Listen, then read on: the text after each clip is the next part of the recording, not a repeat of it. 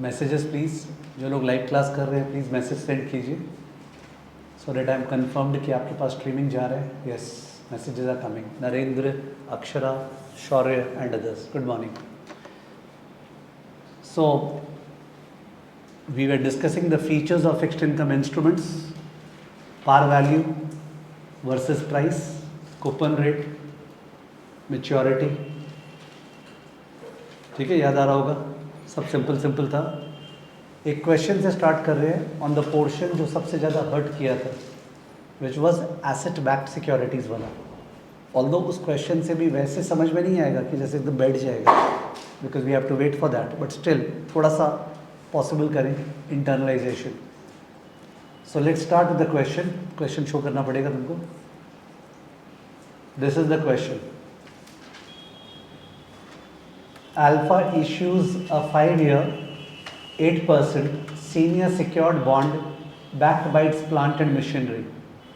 तो 5 ईयर क्या है उसका टेन्योर, 8% क्या है कूपन रेट, सीनियर है मतलब इनके सब लिक्विडेशन लाइन में सबसे आगे खड़ा होगा, सिक्योर्ड है मतलब कोई कोलैटरल है, कुछ गड़बड़ हुआ तो कोलैटरल बेच के इसको पैसा मिलेगा. Backed by its plant and machinery. Sir collateral क्या है? Plant and machinery. There is no question of compromising on a single word कि ये पार्ट समझ में नहीं आ रहा है. ठीक है.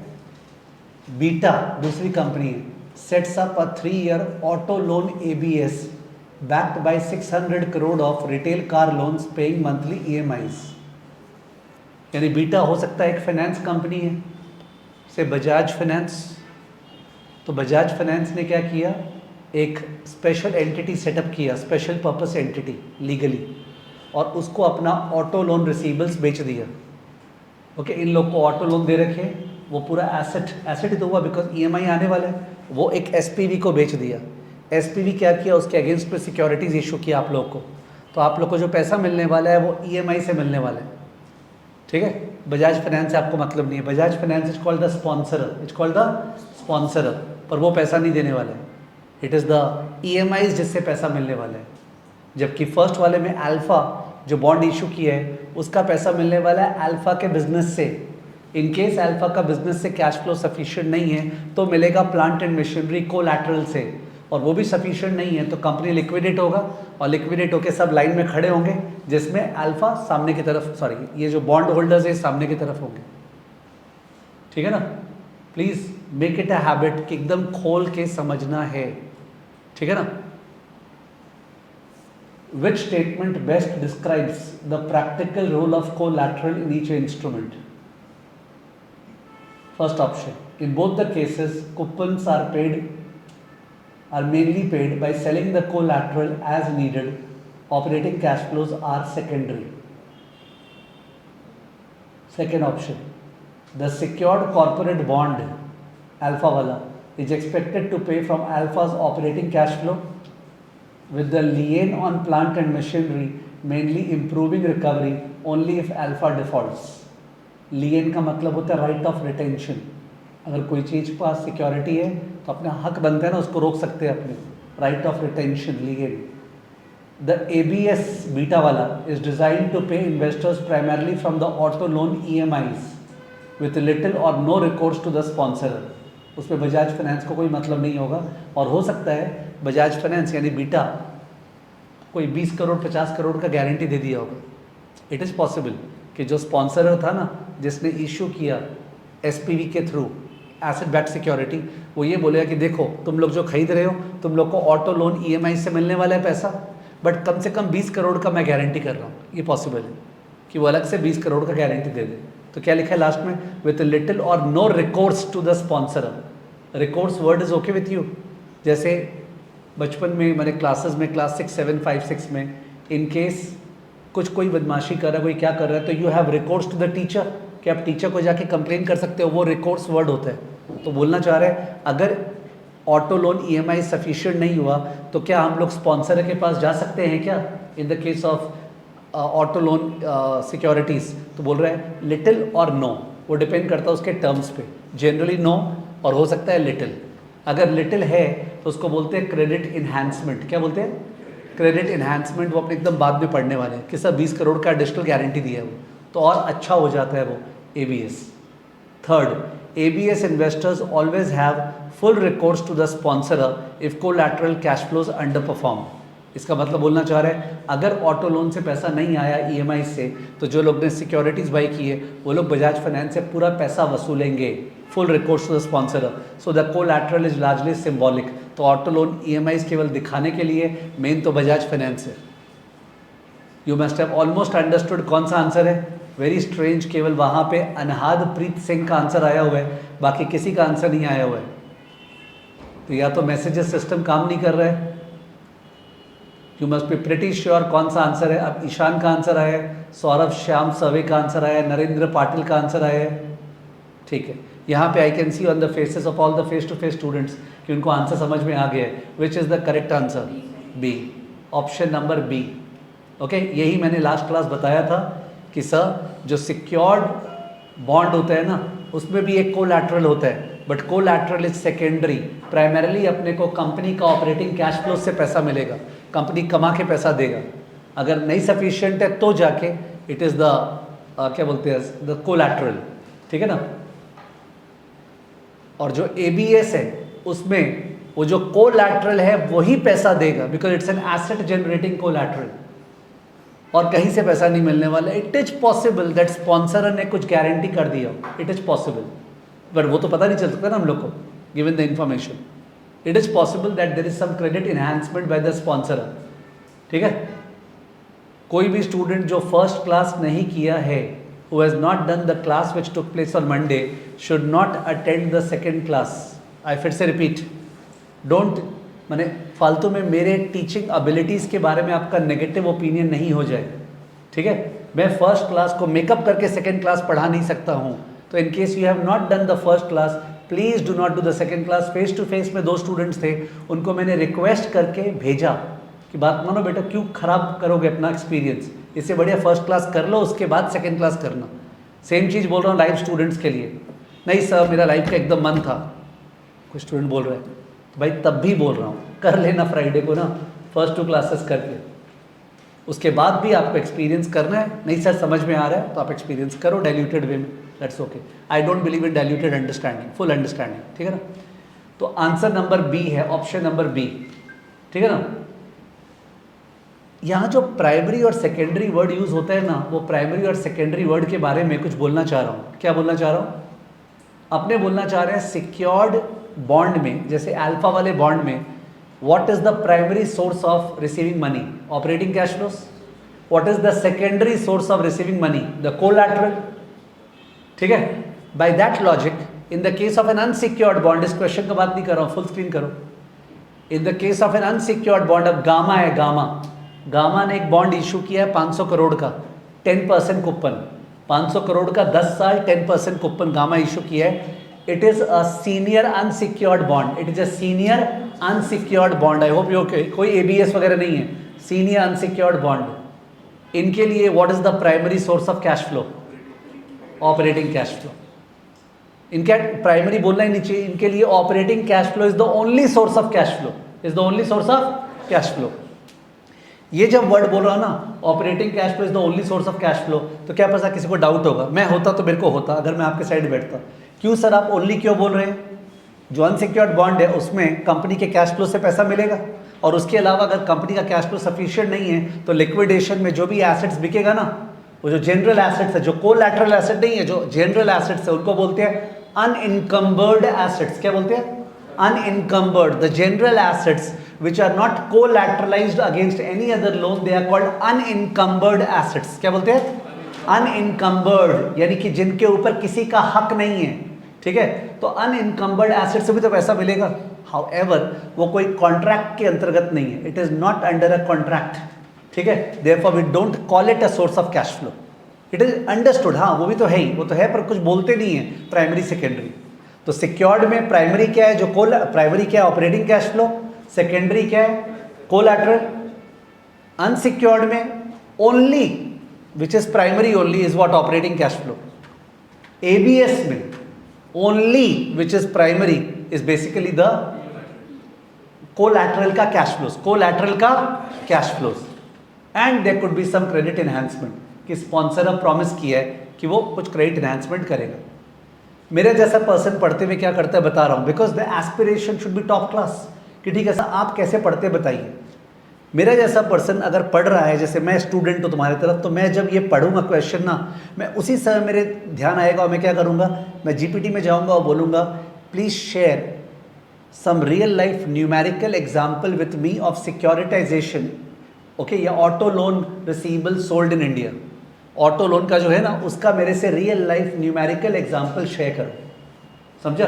तो वो जाएगा, वो डेट शेयर करेगा कि आज से 2022 में इस पर्टिकुलर फाइनेंस कंपनी ने ऑटो लोन रिसीवेबल्स का ये सिक्योरिटीज इशू किया था, इसका ये फीचर्स था, समझ गए। अब हो सकता है वो बहुत डिटेल में शेयर करे, डिटेल में शेयर करेगा तो मेरा थोड़ा माथा खराब होगा, वहाँ पे कुछ समझ में नहीं आ रहा है, वहाँ जाके क्लिक करूँगा एंड वापस जीपीटी से पूछूंगा इसका मतलब बताओ, इसका मतलब बताओ, टू अ सर्टेन एक्सटेंट, जब तक मैं एग्जॉस्ट नहीं हो जाऊँ, ठीक है। तो उसके बाद मेरे को लगा हाँ रीजनेबल लेवल पे यार थोड़ा कुछ तो क्लियर हुआ, तो इन दैट केस मैं आगे बढ़ूंगा, ठीक है। This is the way in which study should be done, understood. Because you may think that हम सर आपके टेलीग्राम पे डाल देंगे कि मेरे को नहीं समझ में आ रहा है, आप थोड़ा बता दीजिएगा, हम लोग का जाएगा जवाब, बट आई थिंक वो डिले है, आपका रिदम ब्रेक हो रहा है वहाँ पे, बिकॉज जवाब तुरंत तो आएगा नहीं, जवाब आएगा 2 घंटा 4 घंटा बाद, ठीक है। So take the initiative, understood. Okay, Narendra Patil is asking, does that mean that if the bond is unsecured then the company is not obligated to liquidate its assets and pay the bond holders? Did I mean that? बोल रहा है does that mean that, जानबूझ के, if the bond is unsecured then the company is not obligated to liquidate its assets and pay the bond holders? Did I mean that? मैं चाह रहा था कि टेक्स्ट का लैंग्वेज समझाओ, मेरे को मल्टीपल चॉइस राइट करवाना है ना तुम लोग का, तो मल्टीपल चॉइस में अनसिक्योर्ड बॉन्ड में लिखा रहेगा operating cash flow is the only source of cash flow, is the only source of cash flow. पर ये तो गलत लग रहा है, बिकॉज सर अगर ऑपरेटिंग कैश फ्लो सफिशिएंट नहीं है तो कंपनी को लिक्विडेट करेंगे, उसका एसेट्स बिक्री होगा, उससे जो पैसा प्रो रेटा मिलेगा, तो ऐसे कैसे बोल रहे हैं कि operating cash flow is the only source of cash flow. कारण कि ये लोग जब ओनली और प्राइमरी और सेकेंडरी बोले ना, कंट्रैक्चुअल बात करें, क्या बात करें, कॉन्ट्रैक्चुअल, जो सेपरेट कॉन्ट्रैक्ट एंटर हुए, that is how the multiple choice would be corrected. वैसे स्टूडेंट अगर मल्टीपल चॉइस को छोड़े, बोले ऐसा छोड़िए मल्टीपल चॉइस, हम रियल लाइफ के लिए पढ़ रहे हैं, तो हम ये समझ रहे हैं कि अनसिक्योर्ड में पहले तो ऑपरेटिंग कैश फ्लोज है, उसके बाद सेकेंडरी सोर्स जो है वो general assets of the firm है। करेक्ट है क्या? एकदम करेक्ट है। From your understanding point of view, unsecured bond में ऑपरेटिंग कैश फ्लो से पैसा आएगा, वो सफिशिएंट नहीं है तो कहाँ से आएगा? जनरल एसेट्स से। वो सेकेंडरी हम मन में मान रहे हैं अपने, क्या मानना सही है? एकदम सही है। मल्टीपल चॉइस पे सही है? नहीं है। मल्टीपल चॉइस में इन्होंने वैसे नहीं लिखा है, अनसिक्योर्ड में माना है operating cash flow is the only source of cash flow, और सिक्योर्ड वाले में there are two source of cash flow, primary being what? Operating cash flow, secondary means what? The collateral. Is it okay? तो I hope you understood. Raj Purohit बोल रहा है ABS फिर से समझा दो। कोई चीज़ मोनोटोनस हो जाता है तभी तो उसको अलग तरीके से डिस्कस किया जाता है, खासकर जब वो चीज़ बाद में चैप्टर्स में आने वाला है। जैसे फॉर एग्जांपल राज पुरोहित चाहेगा कि आज अपने अलग से चालू करें, एबीएस के ऊपर 2 घंटा व्यतीत करें। क्या ये कर सकते हैं? एकदम कर सकते हैं। बट क्या ये रैशनल होगा? एकदम इरैशनल होगा। वाईटीएम कहाँ मैंने व्यतीत किया? वाईटीएम के ऊपर अलग से चैप्टर है जिसपे 6 क्लास लगा है 12 घंटे का। Are you understanding? मैंने टीचिंग वाइज तुम भी तो सोचो ना, तुम यहाँ बैठते तो तुम क्या सोचते कि यार पूरा का पूरा 19 चैप्टर्स है, धीरे धीरे जा रहे हो उसके तरफ। तो ऐसा भी नहीं करे कि स्टूडेंट पूरा डिससेटिस्फाइड हो जाए, पर ऐसा भी नहीं करे कि डाइवर्ट करके उसी के अंदर चल जाए। ठीक है, मेरे को खुद ही पता था कि मैंने एबीएस थोड़ा सा बोला था, कोई सोचेगा तो उसको अनकंफर्टेबलनेस लगेगा, जानबूझ के क्वेश्चन ऐड किया। This question is not from CFA institute, this is created by me this morning from GPT. I said the GPT, मैंने जीपीटी को बोला कि please create a question where I am comparing senior secured bond with ABS, okay, to distinguish between the source of cash flow for them. तो in that case वो create किया multiple choice question. Got it? भूमि बोल रही है sir मैंने class करते हुए ही real life example securitisation का जीपीटी से निकाल लिया है। तो भूमि वो फायदा है घर पे बैठ के क्लास करने का, okay, but face to face का अलग फायदा है।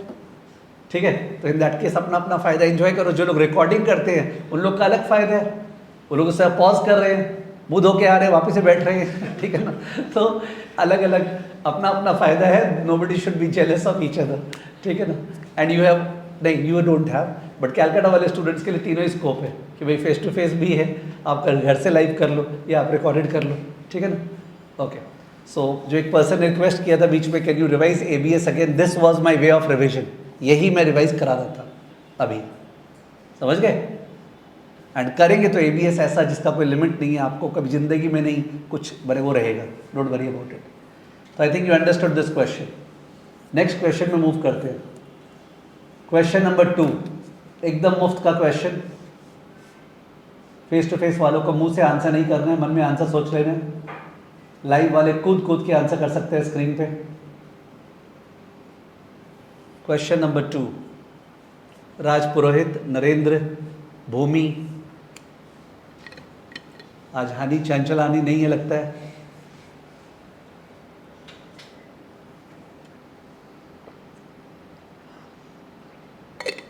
पीयूष कुमार गुप्ता ने कैपेसिटी दिखाया है रॉन्ग करने का, मैं हिल गया हूँ। ऋषभ गुहा ने भी कैपेसिटी दिखाया है रॉन्ग करने का। तो पीयूष गुप्ता, ऋषभ गुहा, सुधांशु दे, ओके, ये 3 स्टूडेंट्स ने कैपेसिटी दिखाया है रॉन्ग करने का। And I am really surprised if they have done the last class.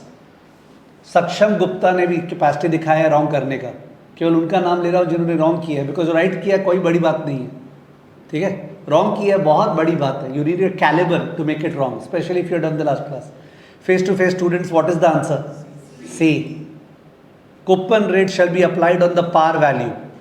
Clear cut discussion, practical example सब किए थे, ओके। कूपन अमाउंट कैसे निकलेगा? Coupon rate applied on the par value, okay. 1000 का कूपन था अपना, और 8% शायद 9% शायद कूपन रेट था, तो 9% ऑफ 1000 किए थे, 90 आया था। उसके बाद पेबल क्वार्टरली था तो डिवाइड बाय 4 किए थे।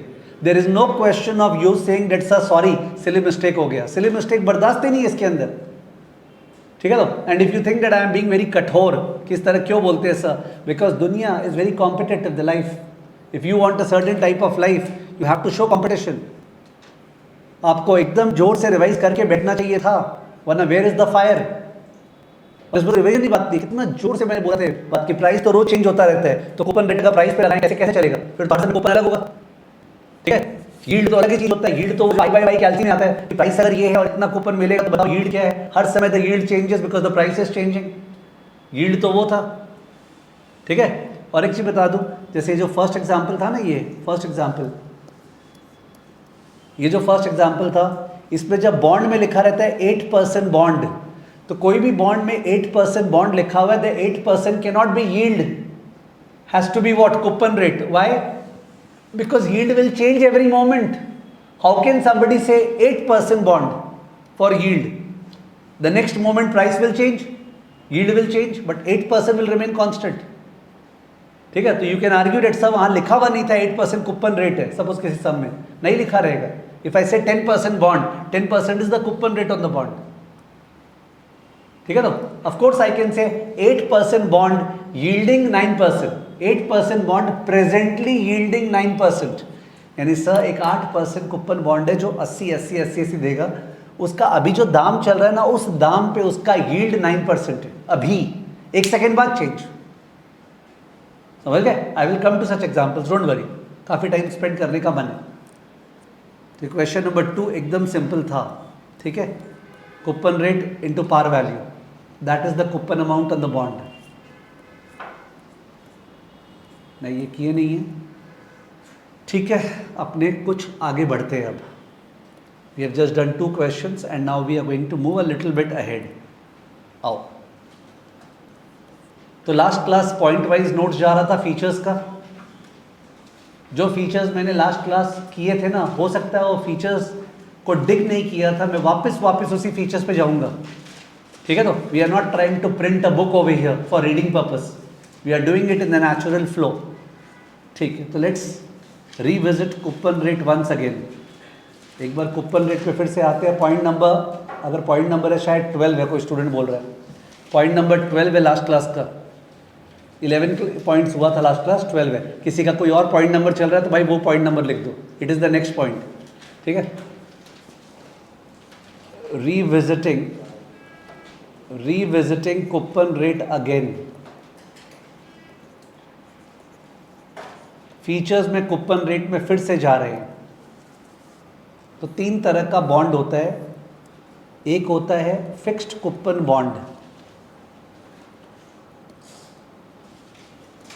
एक होता है फ्लोटिंग रेट बॉन्ड। बॉन्ड को नोट भी बोलते हैं, तो हम राइटिंग जानबूझ के FRN, जिससे रिवाइज करते समय लगे एन क्यों लिखा है sir. Bond is also called a note. Bond is also called a note, because note क्या होता है, अगर मैं कुछ लिख के तुमको देता हूं उसको क्या बोलते हैं, नोट। तो in that case a bond is considered to be a IOU affair. IOU, तुम मेरे से पैसा पाते हो, वो लिखा रहता है बॉन्ड में, therefore it's called a note, a promissory note, a legally promissory note. ठीक है, IOU, a bond is a IOU affair. I have taken money, therefore I owe you such and such payments in future. समझ गए। तीसरा zero coupon bond. Zero coupon bond, शायद zero coupon bond नाम से समझ में आ रहा होगा कि 10 साल का बॉन्ड है, आपको कुछ नहीं मिलेगा बीच में, सीधा 10 साल बाद मिलेगा face value. You will get the par amount 10 साल बाद। सोचने में कितना खराब कि सर 10 साल के बॉन्ड में 10 साल तक कुछ नहीं मिलेगा, सीधा 10 साल बाद एक सिंगल अमाउंट मिलेगा। बट ऑब्वियस है, बाजार कॉम्पिटिटिव है, उसका दाम आज बहुत क्या होगा, लो से। अगर 1000 का बॉन्ड है, उसका दाम आज हो रहा होगा 180। कितना, 180। प्लीज़ एक बार कैल्सी में चेक कीजिए, टेक योर टाइम। कैल्सी में शुरुआत अच्छा हो, फर्स्ट टाइम कैल्सी टच कर रहे हैं, अपने रॉन्ग नहीं चाह रहे हैं, पहले सेकंड क्लियर TVM करो, पहले सेकंड क्लियर TVM। जिसके पास भी कैल्सी नहीं है, फेस टू फेस बैच में रिक्वेस्ट है वो किसी के साथ बैठ जाओ, request, so that you can see the screen of somebody else. तो कैल्सी में 180 प्राइस है बॉन्ड का, 10 साल मैच्योरिटी है, 1000 फेस वैल्यू है, zero coupon.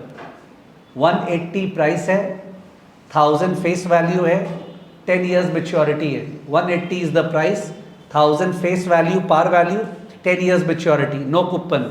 Tell me the I by Y, tell me the I by Y।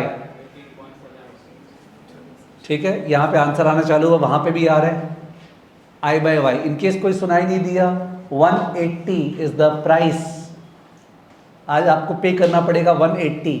1000 is the par amount, last में 1000 मिलेगा। यानी किसी को समझ में आ रहा होगा, 180 को नेगेटिव में डालना है PV, नेगेटिव में, पॉजिटिव में नहीं। 180 जा रहा है PV, 1000 FV, 10N, और आपको डालना ही नहीं पड़ेगा 0 PMT पर। आपका मन है तो 0 PMT कि भाई बीच में कुछ नहीं मिल रहा है, CPT I by Y, CPT I by Y। समझ गए। तो 18.71% आया है शायद, 18.71%। ओके, तो 18.71% इज द कूपन रेट और the yield. What is it, yield, it is the yield on the bond. 18.71% yield on the bond. अचानक से 2 मिनट बाद स्क्रीन पे दाम गिर गया, दाम हो गया 170, नया यील्ड निकालो। दाम हो गया 170, नया वाला यील्ड निकालो। दाम हो गया 170, नया वाला यील्ड निकालो।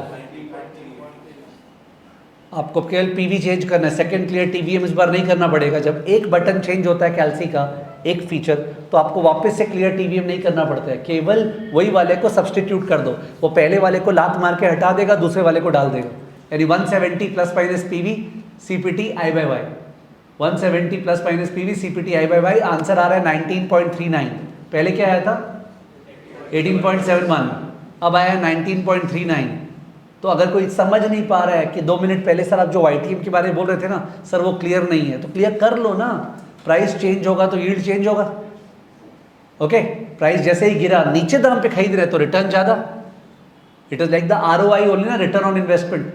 तो 19.39%। दिस इज ऑब्वियसली, तुमने 10 डाला था ना, क्या डाला था 10, तो इसका मतलब ये जो आ रहा है ये पर पीरियड का है, ये पर एनम है। क्या है ये, per annum. Okay, per annum return है 19.39% पर एनम। सपोज बाजार में न्यूज़ आया, अभी 170 पे खड़े हो तुम और 19.39%, बाजार में न्यूज़ आया RBI has cut the repo rate by 50 basis point. अभी चिंता में जाने का जरूरत नहीं कि रेपो रेट क्या होता है, तुमको केवल ये समझ में आ रहा है RBI ने इंटरेस्ट रेट कट किया है। रेपो क्या होता है उस पर मत जाओ अभी, RBI has cut interest rate by 50 basis point, ठीक है, सीएनबीसी में आ रहा है, and this bond has started yielding 10 basis point less. This bond has started yielding 10 basis point क्या less, 10 बेसिस पॉइंट कमती यील्ड आपको इस बॉन्ड पे मिल रहा है। तो 19.39 बोला था आपने, 19.39%, 10 बेसिस पॉइंट मतलब 10 बाय 100 0.1%, 10 बेसिस पॉइंट मतलब 0.1, 10 बाय 100 0.1%। तो 19.39 में से 0.1 कम करेंगे तो क्या आएगा 19.29, 19.39 में से 0.1 कम करेंगे तो क्या आएगा 19.29। अब 19.29 को आई बाय वाई डालो 19.29 आई by Y CPT PV, 19.29 I by Y CPT PV क्या बोला 171.38। देखो यील्ड गिरा तो प्राइस बढ़ा, चिकन एंड एग, या तो प्राइस से यील्ड या यील्ड से प्राइस, उसका मन जैसे टोन में बोलेगा। ओके, यील्ड गिरा तो कमती यील्ड कैसे हो गया सर, ये तो बॉन्ड कुछ प्रॉमिस ही नहीं कर रहा है। ओ तो कमती यील्ड कमाओगे क्यों, बिकॉज दाम बढ़ चुके हैं।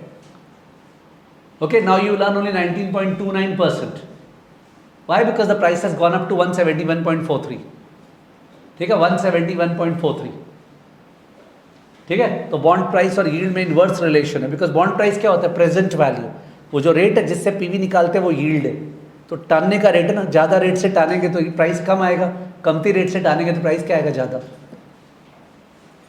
एज बिगिनर्स मतलब सपोज क्लास 11-12 के लेवल पे कोई तुमको बोलेगा कि बॉन्ड प्राइस और इंटरेस्ट रेट में इनवर्स रिलेशन है, अजीब लगेगा, क्योंकि बॉन्ड से क्या लगता है सर, बॉन्ड तो इंटरेस्ट देता है, तो आप बोल रहे हैं इंटरेस्ट बढ़ गया तो लगता है बॉन्ड का दाम तो बढ़ना चाहिए। थिंक एक बार, class 11-12 point of view, if interest rate बढ़ गया तो लगता है ना बॉन्ड अट्रैक्टिव हो गया। हाउएवर बॉन्ड का कूपन रेट फिक्स्ड है, बॉन्ड का कूपन रेट क्या है फिक्स्ड, वो नहीं चेंज हुआ है।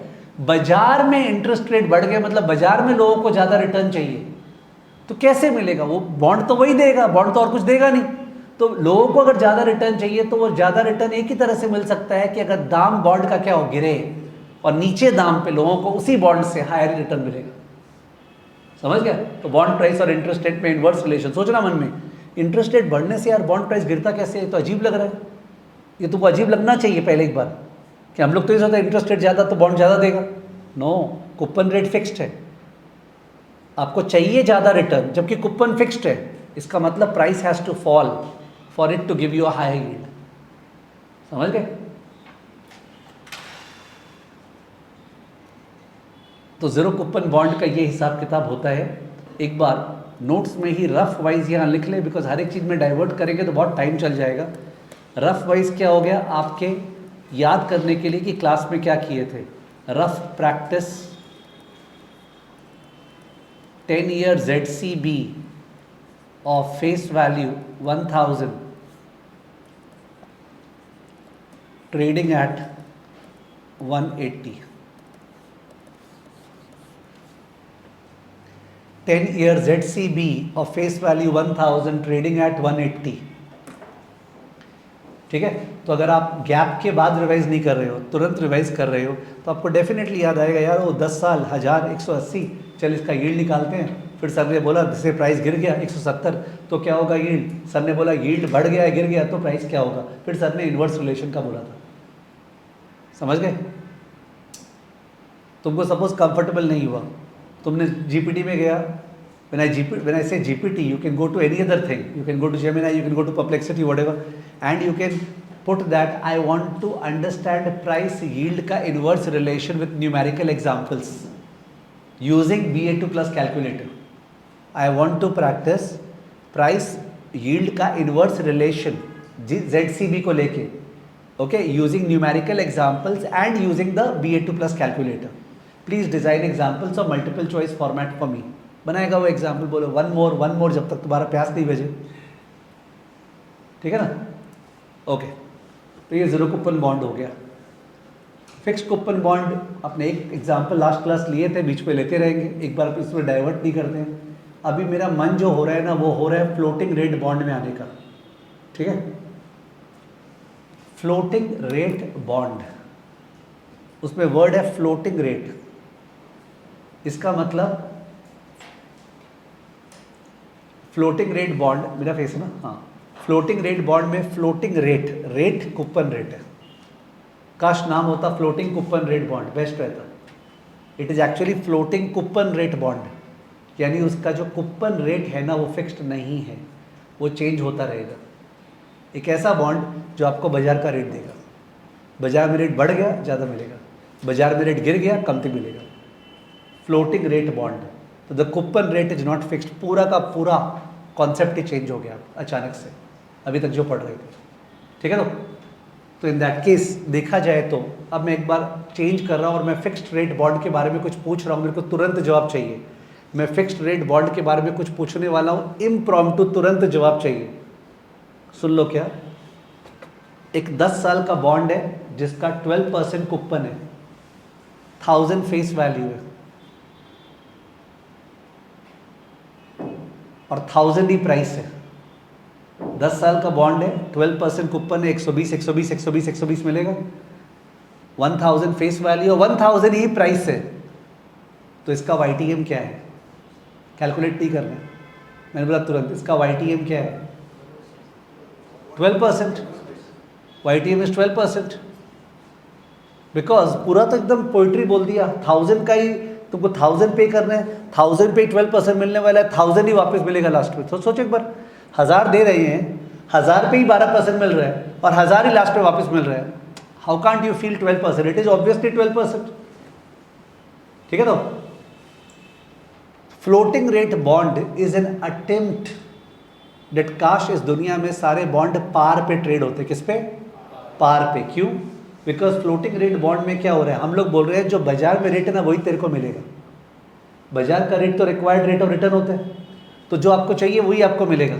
तो जो आपको चाहिए अगर वही आपको मिलेगा तो bond should trade at a discount और एट ए प्रीमियम और पार। जो तुमको चाहिए वही तुमको मिलेगा, ज़्यादा भी नहीं कम भी नहीं। ज़्यादा रिटर्न मिलता, कूपन रेट ज़्यादा होता तो bond should trade at a premium, coupon rate कम होता तो bond should trade at a discount. जैसे आपको 12% चाहिए but the bond is paying 14%, good, premium. आपको 12% चाहिए, bond is paying 10%, discount, feel the pain. आपको 12% चाहिए, बॉन्ड इज पेइंग 12, पार।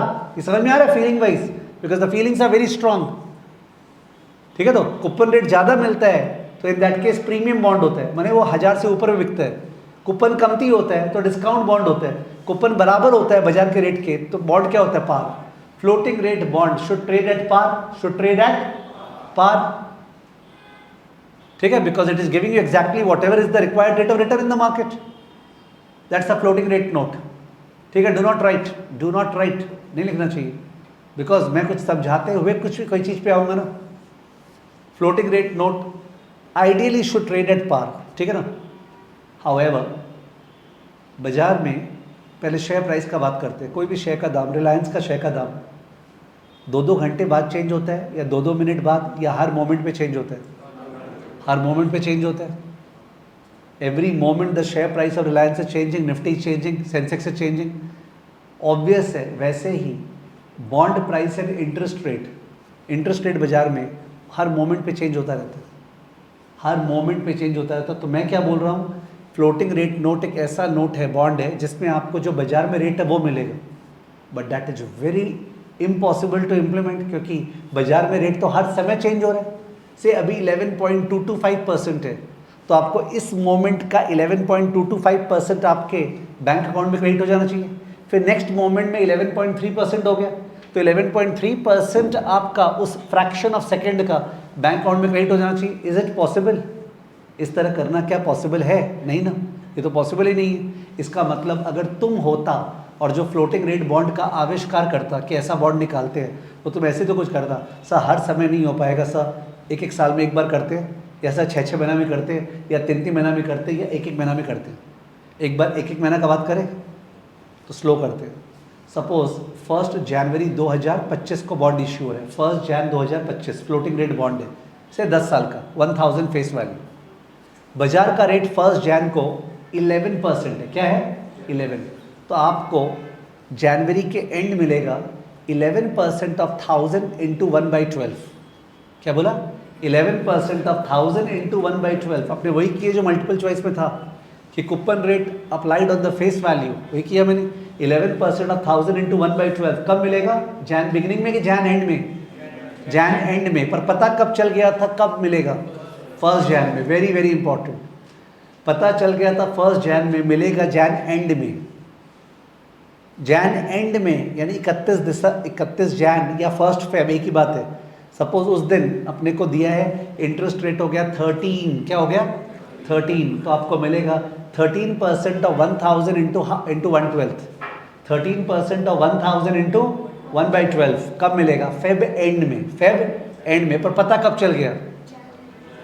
मैंने फेब बिगिनिंग, पता चल गया फेब बिगिनिंग, करेक्ट है। इसको बोलते हैं advanced set comma payable in arrear, advanced set comma payable in arrear.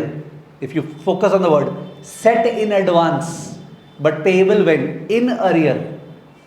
In arrear का मतलब हो गया अक्रूवल बेसिस पे, जब वो पीरियड बीतेगा तो, ठीक है। तो फ्लोटिंग रेट नोट में एक रीसेट फ्रीक्वेंसी होता है, reset reset reset. The reset frequency is suppose quarterly, what is it? तो 1 जैन को जो रेट होता से 11%, तो 11% ऑफ 1000 इंटू 1/4, आई थिंक समझ में आया, मैं लिखा दूंगा सब कुछ। 11% ऑफ 1000 इंटू 1/4 वो कब मिलेगा? मार्च एंड। कब मिलेगा? मार्च एंड। 1 अप्रैल 13% है, तो 13% ऑफ 1000 इंटू 1/4 कब मिलेगा? June end, June end. 1 जुलाई 10%, 10% ऑफ 1000 इंटू 1/4 कब मिलेगा? सितंबर end. You understood?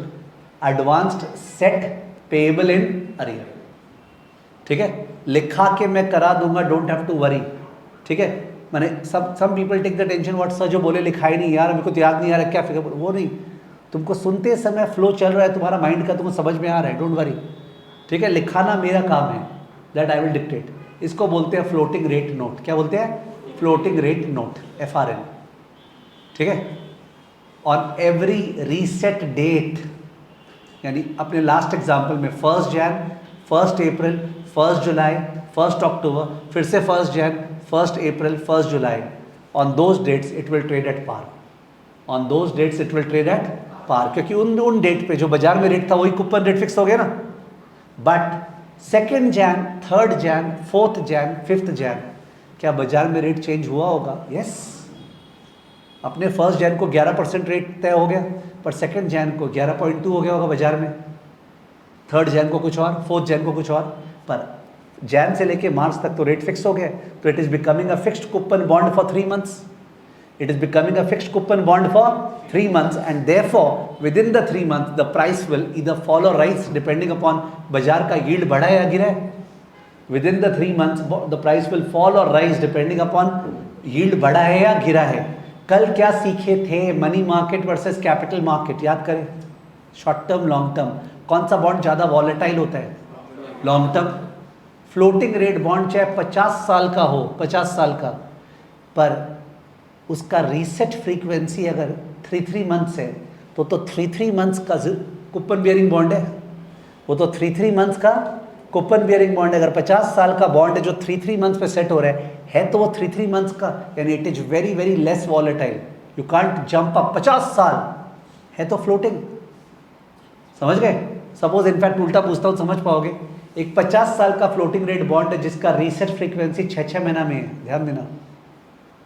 1 Jan 1 July, 1 Jan 1 July, 1 Jan 1 जुलाई। एक 25 साल का फ्लोटिंग रेट बॉन्ड है जिसका रीसेट फ्रीक्वेंसी एनुअल है, 1 जैन 1 जैन 1 जैन 1 जैन। 50 साल का bond, floating rate, reset frequency 6 महीना। 25 साल का बॉन्ड, रीसेट फ्रीक्वेंसी साल साल। किस में ज़्यादा वॉलेटिलिटी होगा? 25 साल वाले, क्योंकि उसका जो 1-1 साल का है ना, इसका मतलब वो 1-1 साल के बॉन्ड के जैसे बिहेव कर रहा है, समझ गया। उसका वॉलेटिलिटी आ रहा है because of the reset, not because of the maturity, चाहे वो 250 साल का हो, बिकॉज ऑफ द रीसेट, समझ गए। ओके, तो ये फ्लोटिंग रेट नोट होता है। और भी बहुत कुछ बताना है फ्लोटिंग रेट नोट के बारे में, पर 2 चीज़ बता दूँ।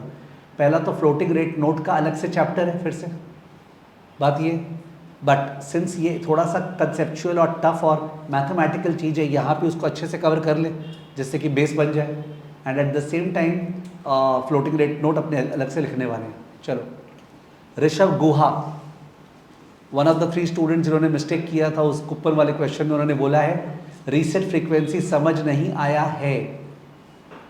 रीसेट फ्रीक्वेंसी समझ नहीं आया उन्होंने बोला। नहीं समझ आया का मतलब जानते हो, वो मन में डिफाइन करना पड़ेगा। एक तो ये है कि रीसेट फ्रीक्वेंसी को आप बोल नहीं पा रहे हैं, व्हाट इज रीसेट फ्रीक्वेंसी, होता है ना, मैं जवाब नहीं दे पा रहा हूँ। व्हाट इज क्लाउड पढ़ते थे क्लास 2 में, तो याद आएगा, cloud is defined as a gas formation. वैसे अगर समझने का बात है तो कुछ भी समझ में नहीं आने वाला है। अपने बोले फ्लोटिंग रेट नोट में बाजार का रेट आपको मिलेगा, बाजार का रेट हर समय चेंज होता है, क्या हर समय रेट चेंज कर सकते हैं? नहीं। तो in that case rate change होगा या तो मंथली या सेमी एनुअली या क्वार्टरली, उसको बोलते हैं रीसेट फ्रीक्वेंसी। मैं 50 बार भी बोलूँ तो यही बोलूँगा।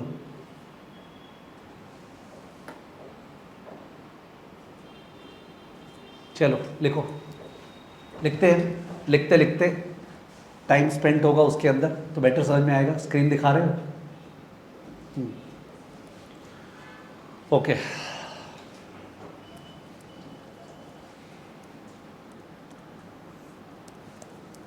FRN,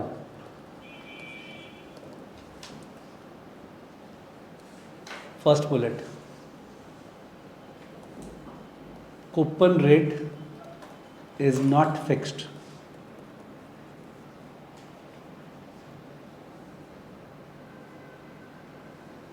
second bullet, coupon rate will be equal to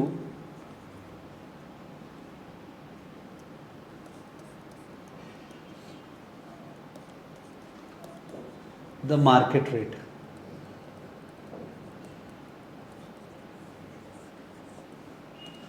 market rate को मैंने अभी तक ठीक से डिफाइन नहीं किया।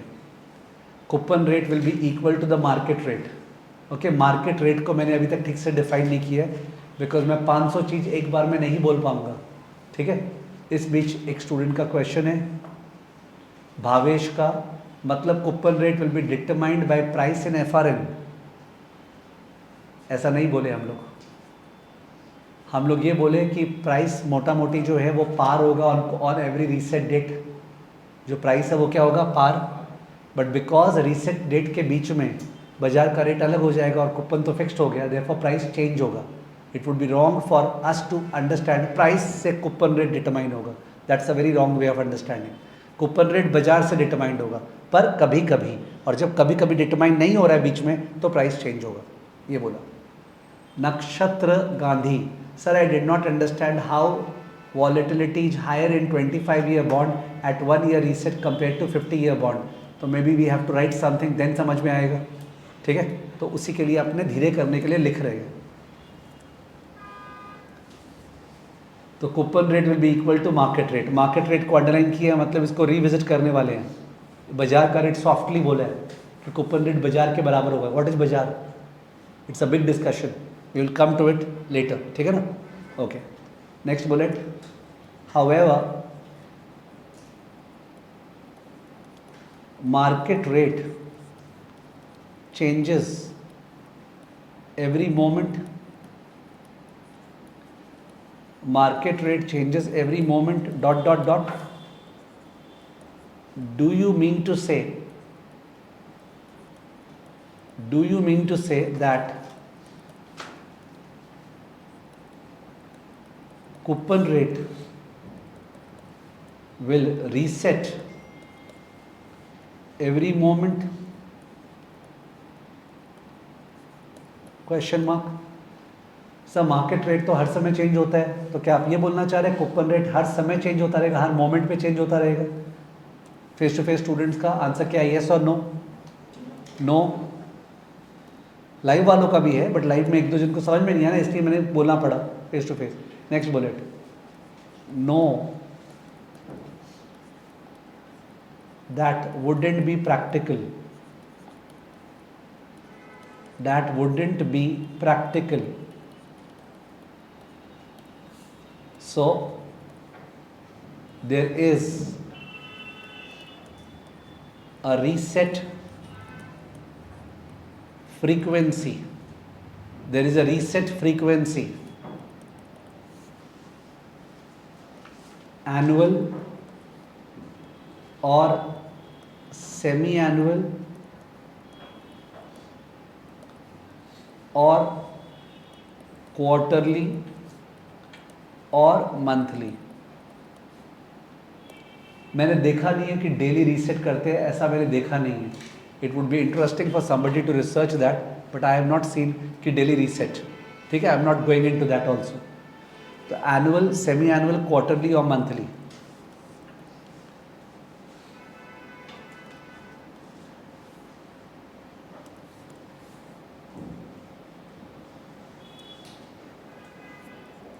Example, consider a FRN with the following features. With the following features.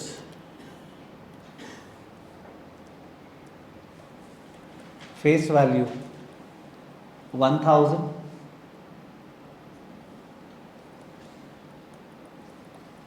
coupon rate equal to market rate on every 1st Jan, 1st April, 1st July and 1st October. Coupon rate equal to market rate on every 1st Jan, 1st April, 1st July, 1st October. यानी कि quarterly reset है.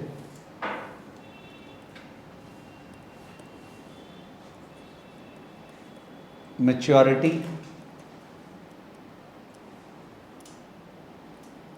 5 years.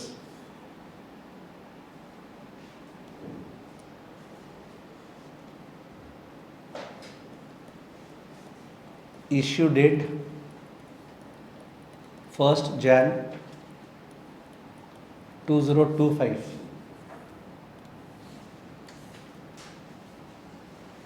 Question number 1.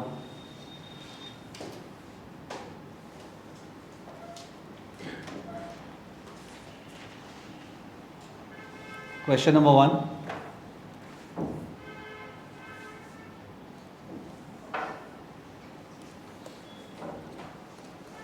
On 1st Jan 2025, comma, market rate equal to 10%. On 1st Jan 2025, comma, market rate equal to 10%. So, what is the coupon rate, comma, applicable for which period and what is the market price on 1st Jan 2025. 1st Jan 2025 को market rate 10% है. तो question पूछा है, so what is the coupon rate, comma, applicable for which period and what is the market price on 1st Jan 2025. You understood what is the coupon rate? 10%. Applicable for which period? First quarter यानी Jan से लेके March, and what is the market price on 1st Jan? 1000. Because 10% जो है वो बाजार में rate है, 10% coupon rate है, तो it will trade at par. ठीक है, लिख दो solution. Coupon rate equal to market rate equal to 10% for the first quarter. Price equal to face value equal to 1000 on 1st Jan 2025.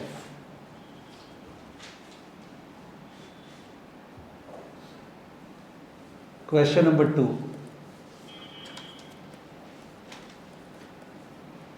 On 1st Feb 2025, market rate equal to 13%, comma, what happens to coupon rate and bond price? 1st Feb को बाजार का rate 13% हो गया है, तो coupon rate क्या किया जाएगा? कूपन रेट क्या किया जाएगा? हाँ, क्या बोले? नो चेंज, कूपन रेट वही रहेगा, बिकॉज बात तो हो गया था जैन फेब मार्च एक क्वार्टर कूपन फिक्स है 10%, अब तो वो 3 महीने के लिए वो फिक्स कूपन बॉन्ड हो गया, कूपन रेट 10% ही रहेगा। बट सर इसका मतलब अपने को मिल रहा 10% है। सपोज तुम बाजार में इस बॉन्ड को खरीदने गए तो वो क्या दिखा, ये बॉन्ड में इस फर्स्ट क्वार्टर में मिलेगा 10%, जबकि आज बाजार में रेट क्या है? रेट क्या है? 13%। तो 13% बाजार में रेट है, ये बॉन्ड केवल 10% देगा, तो इन दैट केस इस बॉन्ड का दाम पार होना चाहिए कि डिस्काउंट या प्रीमियम? डिस्काउंट, थोड़ा सा कम होना चाहिए, बहुत ज़्यादा कम नहीं, क्योंकि उसके बाद का चिंता नहीं है। चिंता केवल ये 2 महीने का है कि यार ये 2 महीने में तो गलत बात है, मैं आज अपना पैसा 13% पे लगा सकता हूँ 2 महीने के लिए, पर मेरे को तो केवल 10% ही मिलने वाला है। तो बिकॉज ऑफ विच जरा सा बॉन्ड डिस्काउंट पर ट्रेड होगा। क्या वो जरा सा कितना डिस्काउंट पर ट्रेड होगा उसका मैथमेटिक्स कर सकते हैं अपने? एकदम कर सकते हैं, बट नहीं करना चाहिए। एकदम कर सकते हैं बट अभी नहीं करना चाहिए, इट्स अ डाइवर्जन, समझ गए? We can do that but we should not do that right now, okay, because of which I won't, ठीक है? तो अकॉर्डिंगली इसका जो कूपन रेट है वो सेम रहेगा और बॉन्ड प्राइस गिरेगा। लिखो solution, I am not writing, you are writing. Coupon rate will stand unchanged at 10%. Coupon rate will stand unchanged at 10%. Coupon rate will stand unchanged at 10%. And therefore bond price will fall. Bond price will fall. Bracket में लिखो. In case you can think, bracket में in case you can think, in case you can think, comma, price will fall marginally, price will fall marginally, marginally, underline marginally को, because in case you can think मतलब मैं तुमको ललकार रहा हूँ, तुमको बोल रहा हूँ, क्या तुमको समझ में आ रहा है कि प्राइस को जरा सा क्यों बोले कि 2-3 रुपया कम होगा, केवल 1000 से 997, वैसा 2-3 रुपया, क्योंकि केवल 2 महीने का बात है कि 2 महीने में हम अभी 13% कमा सकते हैं, बट यहाँ पे मेरे को 10% मिलने वाला है, तो 2 महीने में कितना तो डिफरेंस हो जाता है। If you calculate 13 minus 10 2% 3% of 1000 into 2/12 क्या आता है? 3% of 1000 into 2/12, don't calculate, just calculate, don't write. 3% of 1000 into 2/12, 3% of 1000 into 2/12 कितना होता है? 3% ऑफ 1000 इंटू 2/12 कितना होता है? 13% के बदले 10% मिल रहा है, मैंने बोला 3% ऑफ 1000 इंटू 2/12 कितना होता है? 5 रुपया होता है, 5 रुपया। और कोई पर्सन अगर एक्चुअली कॉम्प्रोमाइज़ नहीं कर रहा है, बोले सोच साच के एकदम नक्की कर देंगे, तो 5 रुपया से दाम कम नहीं होगा आज। प्राइस वोंट बी 995 टुडे, 5 रुपया से दाम कम नहीं होगा, क्योंकि ये जो 5 रुपया है ये कहाँ खड़ा है? 31 मार्च, समझो। तुम आज अगर अपना पैसा लगाओगे कहीं पे 2 महीने के लिए, तो पैसा का ब्याज कब मिलेगा, इंटरेस्ट कब मिलेगा? 31 मार्च। तो तुमको 5 रुपया कम का जो घाटा हो रहा है इस बॉन्ड में, कि इस बॉन्ड तो बहुत ख़राब है यार, हम 13% कमा सकते हैं, मेरे को 10% मिल रहा है, 5 रुपये का नुकसान, पर 5 रुपये का नुकसान वहाँ खड़े है 31 मार्च, तुम कहाँ खड़े हो? 1st Feb. तो 5 रुपये का present value pulled 2 months back, 5 रुपये का present value pulled 2 months back at the बाजार का रेट टुडे विच इज 13%। और इस कारण से मैं नहीं जा रहा था प्राइस कितना कम, इस गंदगी में इसलिए नहीं जा रहा था, पर माइंड में कोई हर्ज नहीं है जाने में कि हाँ 5 रुपया स्टैंडिंग और 31 मार्च पता है 5 रुपये का घाटा हो रहा है मेरे को, तो 5 रुपया का प्रेजेंट वैल्यू 2 महीना पहले एट 13%। समझ गए? तो अगर सिंगल अमाउंट का पीवी निकालते हैं, सिंगल अमाउंट का पीवी, तो सिंगल अमाउंट को एफवी लिखते हैं। क्या लिखते हैं? एफवी। एन को लिखना पड़ेगा 2/12, 2/12 नॉट 2, 2/12। 13 होगा आई बाय वाई, और सीपीटी पीवी करो सेकेंड क्लियर टीवीएम करके। Second clear TVM do it. Second clear TVM 5 FV, 5 रुपया खड़ा 31 मार्च को। 2/12 एन, 2/12 इक्वल टू होगा एन, और 13 I by Y CPT PV 4 point something, 4.89 या 4.9, 4 रुपया 90 पैसा कम होगा 1000 से। बॉन्ड का प्राइस होगा 995.1, पर कोई काम का नहीं है। और कोई बोलेगा नहीं सर आपने कॉम्प्रोमाइज़ क्यों कर, नहीं करना है कॉम्प्रोमाइज़, चैप्टर्स बाकी है, डोंट वरी। यही तो बोला था न्यूमेरिकल फिक्स्ड इनकम, याद नहीं है? फर्स्ट क्लास बोला था कि न्यूमेरिकल है फिक्स्ड इनकम, और सोचते हुए लॉजिक के साथ नंबर्स आते हैं, समझ में आते हैं, बाप रे बाप, दसों दिशा से फ़ायदा होता है और मज़ा आता है क्लास में कि देखो जो लॉजिक है उसको सोच पा रहे हैं, नंबर्स में कर पा रहे हैं, वगैरह वगैरह, दैट वे। तो 4 रुपये 90 पैसा कम हो जाएगा बॉन्ड का दाम। आई am not dictating that at all, कोई भी हालत में, समझ गए? ओके, तो ये हुआ कि 1 फेब को। इसीलिए एक मिनट, जो एक स्टूडेंट था, कौन स्टूडेंट जिसने बोला था कि सर वो वाला पार्ट समझ में नहीं है, एक स्टूडेंट ने बीच में बोला था कि मैंने बोला एक 25 साल का फ्लोटिंग रेट बॉन्ड है, 25 साल का, सपोज यही 25 साल का बॉन्ड है जिसमें रीसेट एवरी साल है, रीसेट एवरी साल है, माने 1 जन, तो उस पर तो अगर 1 फेब को खड़े होते तो कितना महीने का ब्याज नुकसान हो रहा है? 11। अगर 25 ईयर का ये बॉन्ड होता, 25 ईयर छोड़ो व्हाटएवर, माने अगर एनुअल रीसेट होता तो 1 फेब को तो you are losing 13 - 10, 3% of what, 1000 into 11/12 ना, नॉट 2/12, तो बड़ा अमाउंट आता। ठीक है, सिंस ये केवल 3 महीने का रीसेट था और 2 महीना बाकी था तो छोटा अमाउंट आया। आई गो गेटिंग मी? तो the volatility will depend upon the reset frequency for that person जिसको समझ में नहीं आया था। वहाँ 25 साल का बॉन्ड था जिसमें 1-1 साल में रीसेट है, और एक 50 साल का बॉन्ड था जिसमें 6-6 महीना में रीसेट है। तो 25 या 50 काम का ही नहीं है, काम का है रीसेट फ्रीक्वेंसी। समझ गए? और अभी भी अगर समझ में नहीं आया तो इन दैट केस जवाब ये है कि अभी काम का भी नहीं है जवाब। For the purpose of this chapter काम का भी नहीं है, तो वी विल होप दैट आगे समझ में आ जाएगा। ठीक है, तो इन द 19 चैप्टर्स कम से कम 150 से 160 घंटे का क्लासेस है फिक्स्ड इनकम का, जितना लोगों का सीएफए का कोर्स भी नहीं होता है। समझ गए? और 105-160 शर्मा के बोला हूँ क्लास है, तो डोंट वरी अबाउट इट, ये कितना डिक करने वाले हैं। ओके, सो क्वेश्चन नंबर 2 आपने लिख लिया। Question number 3, question number 3,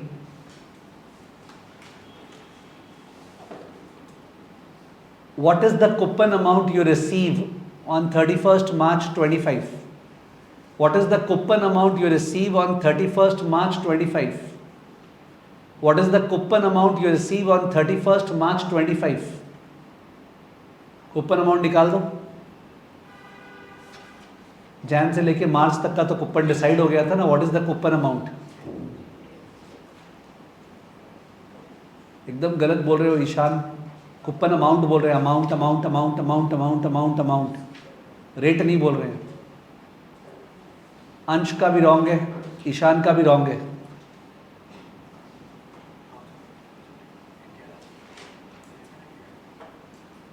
%10 of 1000 into 1/4, 25 रुपया, दैट्स द आंसर। आर्यन का करेक्ट है, लिख दो सॉल्यूशन। 10% ऑफ 1000, यही तो लास्ट क्लास सीखे। कूपन अमाउंट कैसे निकलता है? Bye applying the coupon rate on the face value, और अप्लाई करने के बाद पीरियोडिसिटी पे जाना पड़ता है। नहीं किए थे क्या? कूपन अमाउंट कैसे निकलता है? आज का multiple choice number 2, by applying the coupon rate on the par value, और उसके बाद पीरियोडिसिटी पे जाना पड़ता है। तो 10% of 1000 into 1/4, which is what? 25.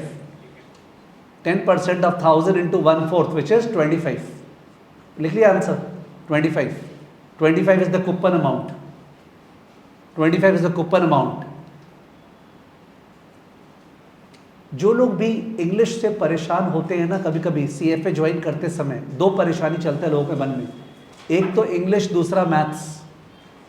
तो मैं तो इसको मैथ्स गिनता नहीं हूँ, ये जो हो रहा है मैथ्स गिनता हूँ मैं sine theta cos theta AP GP permutation combination ये सबको, ठीक है। नंबर्स तो दुनिया में होगा ही, तुम भी रुपया पैसे का हिसाब करेगा ही, जब जॉब करेगा तुमको जॉब में सैलरी मिलेगा उस पर कट होगा, ये होगा, नंबर्स के बिना कौन जी पाएगा, ठीक है। और जो इंग्लिश का कंप्लेन करते हैं तो इंग्लिश सुधारने का क्या यही तरीका है कि we have to just dig inside the substance, English से मतलब नहीं है। तो मैं कुछ पूछ रहा हूँ ट्रू या फॉल्स बताना। On 1st Jan 2025, when the bond is issued, the investor and the company issuer, they know only the first coupon, only the first coupon. On 1st Jan 2025, the investor and the issuer, they know only the first coupon. True or false? True. केवल पहला वाला coupon पता है, क्योंकि पहला वाला coupon का reset date तो वही है ना। It is true. They only know just one coupon, the first one. They don't know the remaining. अगर 5 साल का बॉन्ड था तो बाकी का 19 कूपन नहीं पता। टोटल 20 बार कूपन मिलना है ना, 5 into 4 20 कूपन्स, तो फर्स्ट वाला कूपन पता है पर बाकी का 19 कूपन नहीं पता, वो डिपेंड करता है। इसका मतलब जो फ्लोटिंग रेट बॉन्ड बाई करता है वो बंदा फिक्स्ड बॉन्ड भी तो बाई कर सकता था। जो फ्लोटिंग बॉन्ड बाई कर रहा है वो फिक्स्ड बॉन्ड भी तो बाई कर सकता था। तो वो फ्लोटिंग बॉन्ड क्यों बाई कर रहा है? इसका मतलब उसको लग रहा है कि इंटरेस्ट रेट बढ़ने वाला है। जो फ्लोटिंग रेट बॉन्ड बाई कर रहा है उसको ऑब्वियसली लग रहा है कि इंटरेस्ट रेट बढ़ने वाला है, अभी 10 मिलेगा यार, फिर 12% मिलेगा, फिर 14, फिर 16, ऐसे ज़्यादा मिलेगा, तभी तो वो बाई कर रहा है। पर अगर वो फिक्स्ड कूपन बॉन्ड बाई कर लेता जिसका 10 या 11% कूपन है और बाद में बाजार में रेट बढ़ जाता 12, 14, 16, तो वो बॉन्ड तो वही 10, 11 देता, तो उसका दाम जोर से गिरता, ठीक है। तो the person who buys a floating rate bond, he buys when interest rates are expected to what? Rise. While the company Reliance Adani जो इश्यू कर रहा है floating rate bond, they could have issued a fixed bond, they could have issued a fixed bond, but they are issuing a floating rate bond. इसका मतलब they are expecting interest rates to fall. जो issuer है उसको लग रहा है interest rate गिरने वाला है। So therefore अपने CFA में there is a debate about passive versus active fund management. Passive versus active fund management, मैं एकदम डायगनली टच कर कुछ हाई फाई चीज बोल रहा हूँ। Passive versus active fund management,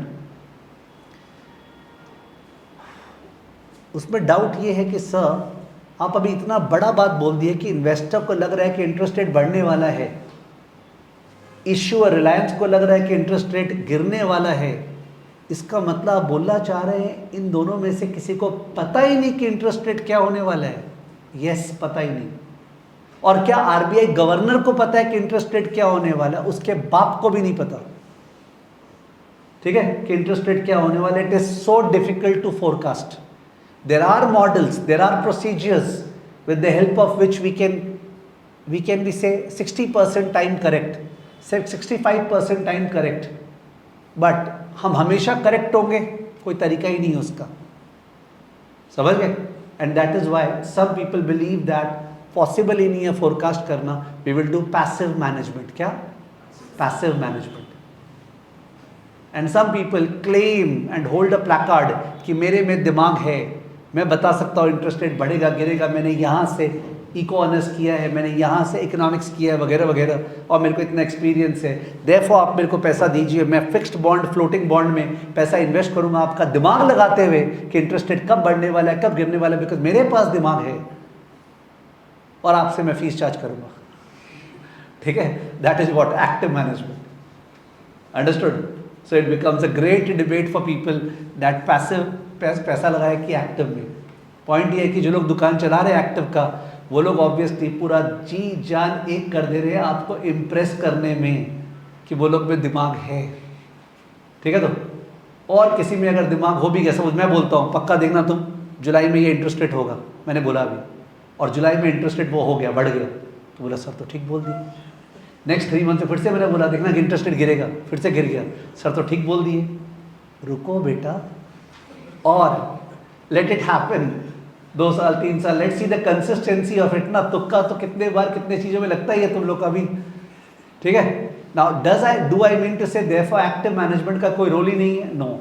So that's a big debate in the part of the curriculum. It's a never solving puzzle. Okay? जैसा मैंने बोला 50% के बजाय it's not like a coin toss, but those who are good at it may perhaps be 60% time, 65% time correct, and that itself is sufficient to manufacture the so-called alpha. Alpha माने supernormal return. खैर ये सारे चीज़ का कोई बातचीत नहीं चल रहा था. इफ़ यू से लास्ट में जाके सर वो पैसिव और एक्टिव का आपने क्या बोले, कुछ नहीं समझ में आया, एक्चुअली आप ये बोलना चाह रहे हैं कि उसका डिस्कशन बढ़िया से करते स्पेंड करके टाइम वो अलग अलग जगह पे होगा. मौका मिला कहीं पे वो शेयर किया. अंश लांबा ही सेइंग ऐसे तो हमने 1000 में खरीदा और 13% मार्केट रेट की वजह से न्यू लोगों को कम में मिलेगा तो हमारा लॉस हो गया. हाँ, 4 रुपये 90 पैसा का, ये तो बात की है. जिसने 1000 पे खरीदा था वो बोलना चाह रहा है 1 फेब को 13% हो गया, तो नए लोग जो है उस समय खरीद रहे हैं, वो लोग को तो 995.1 पे मिल गया, तो वो लोग को तो फ़ायदा हो गया, हमको तो लॉस हो गया. एकदम करेक्ट. तो हम खरीदेंगे ही नहीं. ओके, मत खरीद. बट क्या पता 7% हो जाता, क्या पता 7% हो जाता, तो जो लोग खरीदे थे वो लोग को फ़ायदा हो जाता. सर ये कोई तरीका है क्या? तो फिर एक ही तरीका है, काश मेरे को पता हो क्या होने वाला है फ्यूचर में. तो भाई उसके लिए तुमको डायरेक्ट विष्णु जी से रिलेशन करना पड़ेगा. Okay, direct. वो डायरेक्ट तुम्हारा टच है तो बहुत बढ़िया. ठीक है, if you can do that. उससे ऊपर कुछ नहीं है, बिकॉज लक्ष्मी जी विष्णु जी का सहारा नहीं छोड़ेगी साथ. ठीक है, तो लक्ष्मी फिर तुम्हारे यहाँ आएगा. सॉरी फॉर बीइंग मैंने क्या बोलते हैं दैट पर्टिकुलर रिलीजन को लेके नाम ले लिया. ठीक है, मैंने whatever I mean to say, फिर तो it depends on the grace of God.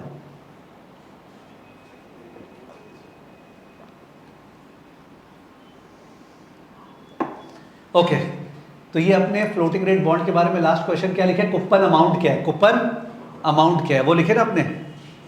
Exam में कैसे रॉन्ग होता है लोगों का क्वेश्चन सुनना. एग्जाम में क्वेश्चन में बोलता है कि 31 मार्च 20 सपोज 1 जैन मैंने से 31 दिसंबर 2025 सुनना, 31 दिसंबर 2025, 31 मार्च 2026 दोनों का मार्केट रेट दे दिए.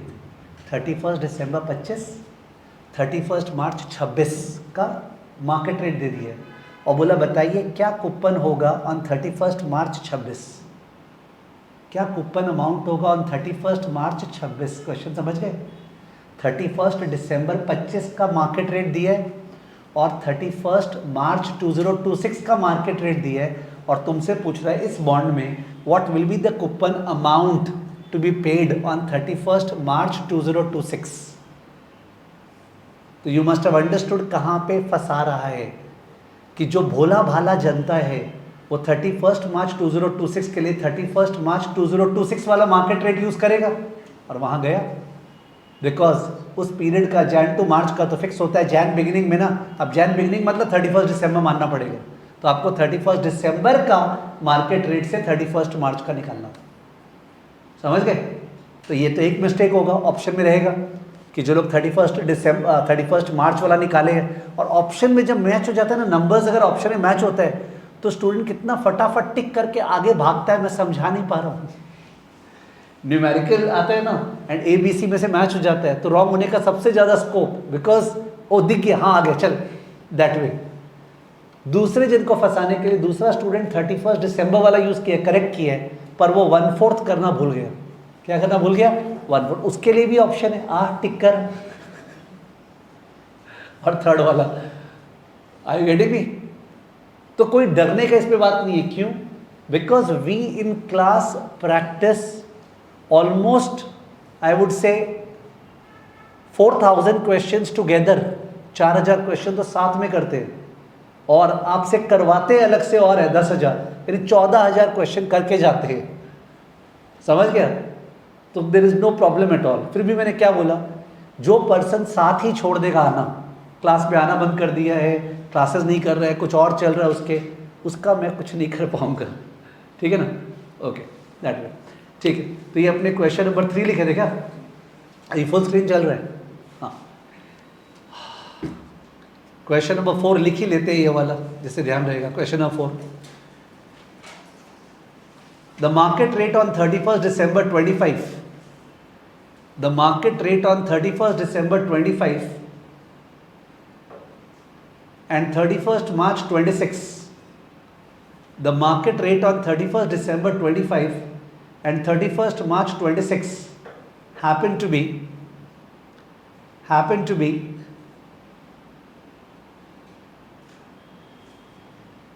9% and 10% respectively.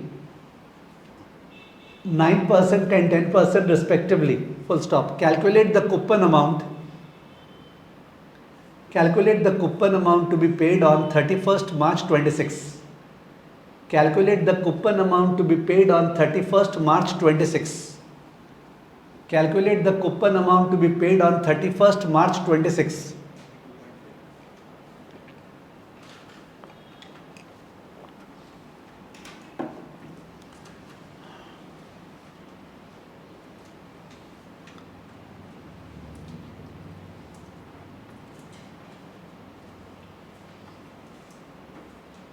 आ गया आपका 9% ऑफ 1000 इंटू 1/4 22.5.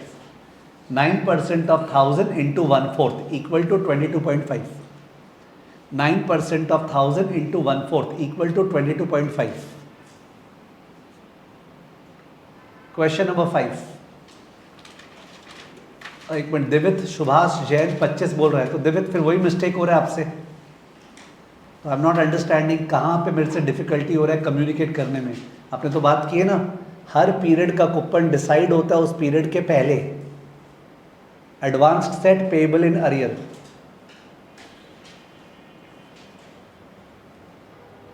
ईशान बोल रहा है सर 1/4 क्या बोल रहा है, 1/2 का 4 बोल रहा है क्या, क्या बोल रहा है, देखो समझो ना, मैं समझा नहीं होगा, देखो क्या बोल रहा है ये. I/4I.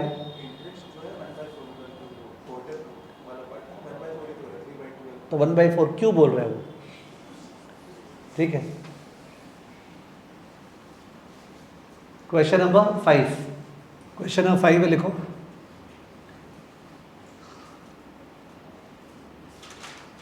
Do you have a phrase. Question number 5, do you have a phrase which can help us remember.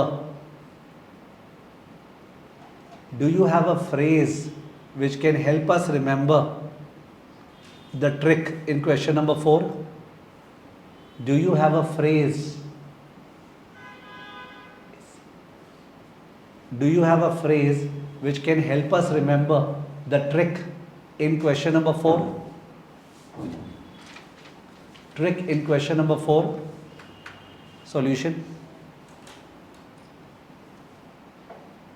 Advanced set, comma, payable in arrear. ये वाला AC बंद कर, ये वाला स्टूडेंट को प्रॉब्लम हो रहा है. Advanced set, comma, payable in arrear. दूसरा वाला advanced set, comma, payable in arrear.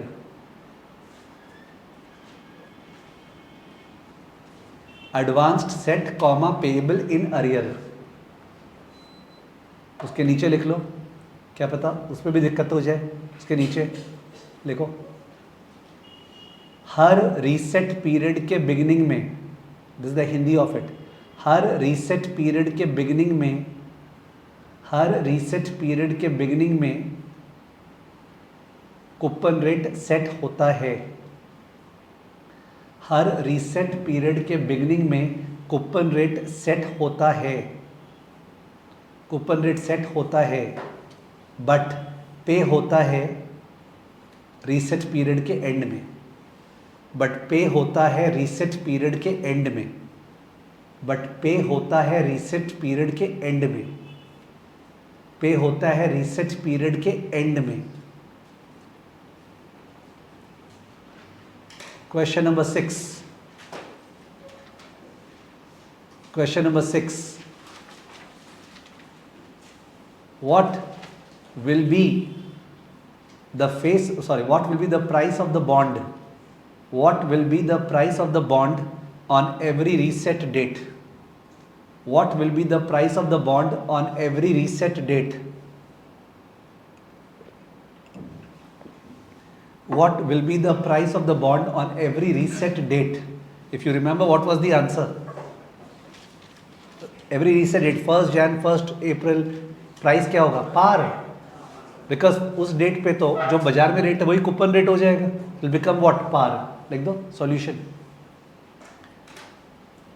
On every reset date, on every reset date, on every reset date, comma comma, FRN will trade at par.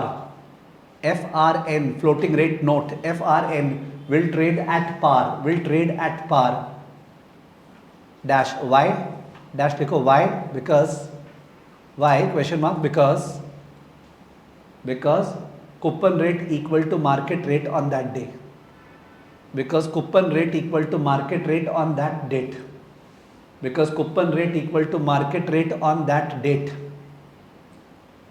Coupon rate equal to market rate on that date. वहीं पे लिखना bracket में, bold में, subject to some exceptions.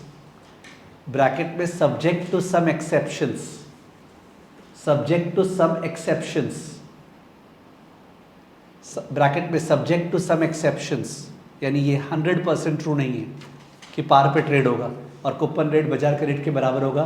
100% true नहीं है, कुछ exceptions है, उसका हिंट जरूर हो जाएगा, don't worry. Subject to some exceptions को डबल अंडरलाइन. तुमने पहले मार्केट रेट को डबल अंडरलाइन किया था, चेक करो. जब नोट्स लिखे आज FRN का, तो मार्केट रेट को तुमने डबल अंडरलाइन किया था, चेक करो अपने आप में खुद में. मार्केट रेट को हमने अंडरलाइन किया था ना.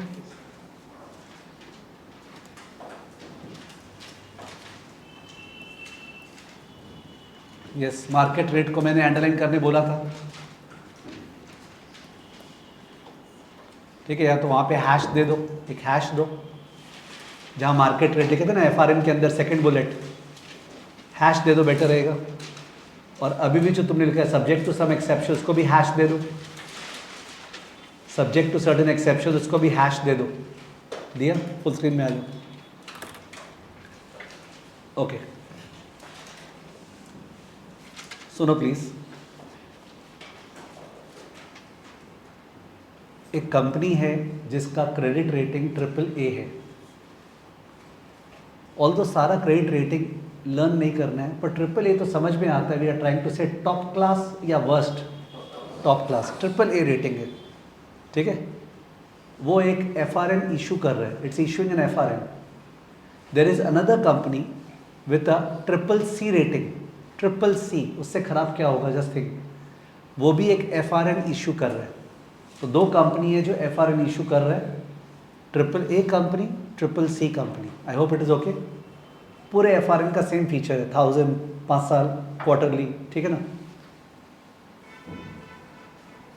मैं जिस तरह से अभी तक पढ़ा रहा हूँ उससे तो ये लग रहा है कि साहब बोल रहे दोनों कूपन रेट क्या पे करेगा, मार्केट रेट. पर मार्केट रेट का वैसे फील वाइज मतलब क्या हुआ, जो बाजार में रिक्वायर्ड रेट ऑफ रिटर्न है. Required rate of return as per time value of money LOSA is a function of risk. Last class भी किए थे इंटरेस्ट रेट का कंपोनेंट्स. रिस्क क्या AAA और CCC में बराबर रिस्क है? नहीं, अलग रिस्क है. तो साफ साफ लग रहा होगा कि सर जो मार्केट रेट AAA के लिए है, CCC का तो मार्केट रेट ज़्यादा होना चाहिए, ऑब्वियस है. तो इसका मतलब मार्केट रेट नहीं होता है, मार्केट रेट्स होता है. मार्केट रेट बोल के कुछ नहीं होता है. बाजार में रेट क्या चल रहा है, क्या चीज़ का, तुम बोलेगा सर बाजार में रेट क्या चल रहा है बताइए. अरे हम बोले क्या चीज़ का रेट, चीज़ समझे. तो उस केस में कैसे इसको करें. इसको करने का तरीका ये हुआ कि सर मैक्रो इकोनॉमिक सिचुएशन को देखते हुए, माने जो level of GDP growth rate है, जो लेवल ऑफ इन्फ्लेशन है इकोनॉमी में, उसके बेसिस पे एक मार्केट रेफरेंस रेट है. क्या रेट है? Market reference rate. जैसे कि इवन दो समबडी में से डेट मेरा इको का नॉलेज नहीं है, ये नहीं है, वो नहीं है, बट इको इतना कॉमन सेंस होता है ना, खासकर जब विदाउट ऑथर पढ़ाया जाता है, people are able to cooperate. अगर इन्फ्लेशन रेट ज़्यादा है तो जाहिर है इंटरेस्ट रेट क्या होगा, ज़्यादा. बिकॉज अगर कहीं तुम पैसा लगा रहे हो, तुमको पता है जब तक वो पैसा वापस आएगा तब तक चीज़ों का दाम बढ़ चुका होगा. You are putting your 1000 rupees somewhere, when you will get your money after 1 year, the price of goods and services must have gone up. तो you will lose, you will be able to buy less goods and services. Aren't you going to demand inflation premium? It is but obvious that अगर inflation ज़्यादा है तो interest rate ज़्यादा है, अगर GDP growth ज़्यादा है तो भी interest rate ज़्यादा है, because there are so many other opportunities to earn money. ठीक है तो इसका मतलब sir, macro economic factors determine the general interest rate in the economy at any particular point of time. ठीक है तो, and that is generally represented by some market reference rate. क्या बोले? मार्केट, यानी हम लोग जो मार्केट रेट बोल रहे थे उसमें एक वर्ड डाल रहे हैं market reference rate. Market reference rate, market reference rate जो है ना, मार्केट रेफरेंस रेट पहले के टाइम पे मतलब दूसरे वाले से कहा, मार्केट रेफरेंस रेट जो है ना वो पहले के टाइम पे, नहीं करना पड़ेगा, हाँ, मार्केट रेफरेंस रेट पहले के टाइम पे used to be LIBOR. Some people used to call it LIBOR, somebody used to call it LIBOR, London interbank offered rate. क्या? London interbank offered rate. London was the most popular market where most of the banks used to transact, तो उसका rate LIBOR. India में उसका भाई MIBOR. Mumbai interbank offered rate. Singapore में उसका बहन SIBOR, Singapore interbank offered rate. Japan में TIBOR, Tokyo interbank offered rate. Europe में यूरिबॉर. सर आप मजाक कर रहे, नहीं कर रहे, ठीक है सर, बॉर, ठीक है. उस पर कुछ स्कैंडल वगैरह हुआ, because of which LIBOR is no longer present on the face of this planet. ठीक है तो there is no LIBOR and all that. Instead दूसरे तरह का मार्केट रेफरेंस रेट्स आ गए जिनका अलग अलग नाम है, जैसे सोफर, सोनिया वगैरह वगैरह. इनका डिटेल्ड डिस्कशन डेरिवेटिव के चैप्टर 1 में हुआ है. किसमें? डेरिवेटिव के लर्निंग मॉड्यूल 1 में. अपने यहाँ पे भी कर सकते हैं, but that would be unnecessarily wasting time. ठीक है तो because of which we will write केवल इतना कि जो मार्केट रेफरेंस रेट है जैसे सोफर, सोनिया वगैरह, वो सारा आपको डेरिवेटिव के लर्निंग मॉड्यूल 1 में डिटेल में मिलेगा.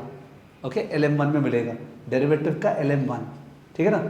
तो वो मार्केट रेफरेंस रेट हो गया, अलग अलग इकोनॉमी में अलग अलग होता है. अब ये जो मार्केट रेफरेंस रेट होता है, ये market reference rate AAA company का हुआ या CCC का? किसी का नहीं. ये तो हुआ benchmark rate in the economy.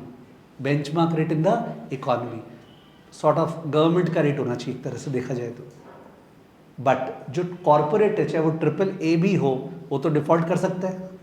Therefore, you demand an extra risk premium. That extra risk premium over and above MRR. MRR बोल रहा मार्केट रेफरेंस रेट. MRR के ऊपर जो आपको एक्स्ट्रा चाहिए उसको बोलते हैं क्रेडिट स्प्रेड. क्या बोलते हैं? Credit spread. Issuer specific credit spread. Issuer specific क्यों बोले? बिकॉज जो MRR है वो इश्यूअर पे डिपेंड नहीं करता है, रिलायंस या अदानी पे. MRR तो इकोनॉमी पे डिपेंड करता है. ठीक है, टॉप डाउन फैक्टर्स. और जो क्रेडिट स्प्रेड है, it is bottom up factors. It depends upon the issuer and the sector जिसका बात हो रहा है. Issuer and the sector. अगर सेक्टर पेनफुल पीरियड से गुजर रहे हैं, से सीमेंट कंपनीज लोग बहुत खराब कर रहे हैं अभी, तो ज़्यादा चांस है कि सीमेंट कंपनीज डिफॉल्ट करेगा. तो उस केस में you will demand a higher spread. ठीक है तो इश्यूअर वो कंपनी कौन सा है, ठीक है, वो गुजरात अंबुजा है कि ACC है, कौन सा है, और दूसरा वो सेक्टर कैसा है, वो सब वो बॉटम अप फैक्टर्स हो गया. क्या हो गया? Bottom up. तो basically coupon rate is MRR plus spread. क्या बोला? MRR plus spread. MRR is top down macro पे dependent and spread is bottom up issuer पे डिपेंडेंट. MRR plus spread. इसमें जो स्प्रेड वाला पार्ट है वो फिक्स्ड होता है, यानी कि जिस समय बॉन्ड इश्यू हुआ, अगर by chance, which is good, Adani ने ऐसा नहीं किया, बाई चांस जब अदानी एपिसोड चल रहा था 2022 में, जब स्टॉर्म के बीच में था, अगर अदानी उस समय बॉन्ड इश्यू करता, अगर अदानी उस समय बॉन्ड इश्यू करता, तो उस समय अदानी का डिफॉल्ट का probability in the eyes of the world high था कि लो था? हाई था. तो उस समय जो क्रेडिट स्प्रेड है वो लोग ज़्यादा डिमांड करता, कितना एक्स्ट्रा दे तब तेरा भाई करेंगे. समझ गए? That would have been very big. तो अदानी का वो वाला पार्ट फिक्स्ड हो जाता, जबकि अदानी को पता था कि we will come over this problem, therefore let us not issue a bond now and lock ourselves with the unfavourable rate. समझ गए? तो कोई भी कंपनी जब बॉन्ड इशू किया उस समय उसका जो सिचुएशन है और जैसा सिचुएशन उसका परसीव्ड बाय द मार्केट, उसके हिसाब से उसका स्प्रेड फिक्स हो जाएगा उस समय, ठीक है। तो उसके बाद 3 महीना बाद, 6 महीना बाद, 9 महीना बाद क्या कंपनी का सिचुएशन चेंज हो सकता है? यस। पर वो जो फिक्स्ड हो गया वो फिक्स्ड है। यानी suppose the coupon rate fixed on 1 Jan 2025 in my example is MRR plus 250 basis point. क्या बोला? MRR plus 250 basis point. 250 basis point is 250 by 100, 2.5%. तो MRR plus 2.5% is the coupon rate fixed at the time of the issue. Which part will remain fixed? 2.5. Which part will keep on changing? MRR. Which part will remain fixed? 2.5. Which part will keep on changing? MRR. ठीक है। तो MRR 1 Jan को से 7% है, तो 7 plus 2.5, 9.5% is the coupon for Jan to March. MRR 1 April को 8% है, तो 8 plus 2.5, 10.5% is the MRR from April to June. Are you understanding? इस तरह डिटरमाइन होता है कूपन रेट। आपको MRR दिया रहेगा plus spread. You must also be aware, शायद आप लोग अवेयर है कि ये वर्ल्ड नेगेटिव इंटरेस्ट रेट पे चला गया था। Are you aware? इस दुनिया में, इंडिया में नहीं, नेगेटिव इंटरेस्ट रेट चालू हो गया था in the likes of Japan, Switzerland. Negative interest rate यानी हम पैसा देंगे तो हमको ब्याज देना पड़ेगा। नेगेटिव इंटरेस्ट रेट चालू हो गया था, ठीक है, -0.25%, -0.5%। तो पहली बात तो ये है कि CFA करिकुलम में अगर नेगेटिव इंटरेस्ट रेट आ जाए तो बैंक से खड़ा नहीं होना है और मिस प्रिंटिंग नहीं सोचना है कि शायद मुझसे डैश आ गया होगा। It is possible. और दूसरा बात है, अपने इंडियंस तो क्या है ना, बहुत ही छोटा इंटरेस्ट रेट होता है ना, 0.25%, वो भी अपने को बर्दाश्त नहीं होता है। लगता है कि शायद 25% बोलना चाह रहा होगा, ठीक है। तो वो भी नहीं सोचे।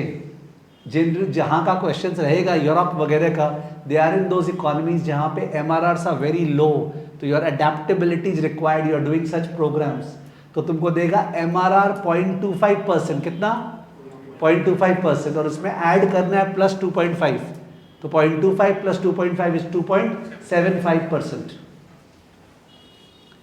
2.75% वो MRR हो जाएगा। उसको अप्लाई करेंगे फेस वैल्यू पे, फिर इंटू 1/4 करेंगे तो आएगा कूपन अमाउंट, ठीक है। तो अपने डिस्कस कर रहे थे मार्केट रेट, तो पता चला सब market rate, market reference rate होता है, सोफर, सोनिया, ये सब कुछ है। और अगर लिबर भी दे दे तो तुम एग्जाम हॉल से उठ थोड़ी जाओगे कि LIBOR, no it is not there, why will I do the same. अरे दे दिया होगा तो भाई कर ना, तेरे को क्या मतलब है। लिबर टिबर सिबर निबर जो भी दे तुम उस पर ऐड करो, स्प्रेड क्वेश्चन करो अपना, सिंपल, ठीक है। तो और जो स्प्रेड है दैट इज इशूअर स्पेसिफिक। अब जो मैंने एक्सेप्शन का बात बताया उसमें क्या इशू है सुनना प्लीज। 1 जनवरी 2025 को अदानी ने बॉन्ड इशू, 1 Jan 2022 को अदानी ने बॉन्ड इशू किया, 1 Jan 2022, और उस समय अदानी का रिपोर्ट हिंडनबर्ग ने निकाला नहीं था। तो अदानी ने फ्लोटिंग रेट बॉन्ड इशू किया, MRR plus 250 basis point, MRR plus 250 basis point. 1 जुलाई 2025 हिंडनबर्ग का रिपोर्ट आ चुका और राहुल चिल्ला रहा है, ठीक है, राहुल चिल्ला रहा है, महुआ मित्रा चिल्ला रही है, ए देवो अदानी की कोच है, ठीक है, सब हो रहा है। पूरा कंट्री एकदम इनगल्फ में आ गया, सारा का सारा पूरा मीडिया पावर हाउस जुट गया है पूरा करने के लिए। तो 1 जुलाई को वातावरण चल रहा है, 1 जुलाई 22 को। तो अकॉर्डिंगली जो बाजार में प्राइस है ना, प्राइस 1 जुलाई को तो रीसेट डेट है, तो अगर रीसेट डेट है तो अकॉर्डिंगली उस दिन तो प्राइस इक्वल टू पार होना चाहिए। बट बिकॉज जो स्प्रेड 250 फिक्स्ड है ना कूपन का, पर बाजार तो फिक्स्ड नहीं है, तो बाजार सिंस रिस्क इन्वॉल्व है, बाजार डिमांड कर रहा है 900 BP, कितना? MRR plus 900 is what the market is demanding, but MRR plus 250 is fixed, 250 is fixed. तो the bond is giving MRR plus 250, but the required rate of return is MRR plus 900. The bond will definitely trade at par, trade at discount. ठीक है, तो उसका reason क्या है? One component of the coupon rate is fixed. What is that? Spread. But that component may change depending upon the issuer's fortunes and therefore the required rate of return in totality may be different from the coupon rate. So the MRR is adjusting as per the market, but the spread is not adjusting na, and that may cause the price not to be equal to par on the coupon rate, on the reset rate. समझ गए? देखो please.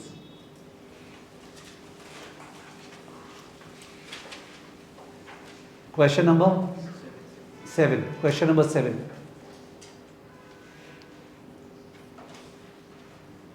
Question number 7 के बगल में hash लिख दे. Hash, वो जो hash था ना, हैश का सिंबल, हैश जो लिखे थे हम लोग ये, ठीक है ना, मार्केट रेट के हिसाब से, तो हैश कर दो और लिखो please elaborate on the market rate used as coupon rate. Please elaborate on the market rate used as coupon rate. Please elaborate on the market rate used as coupon rate. Market rate used as coupon rate. Solution. Solution.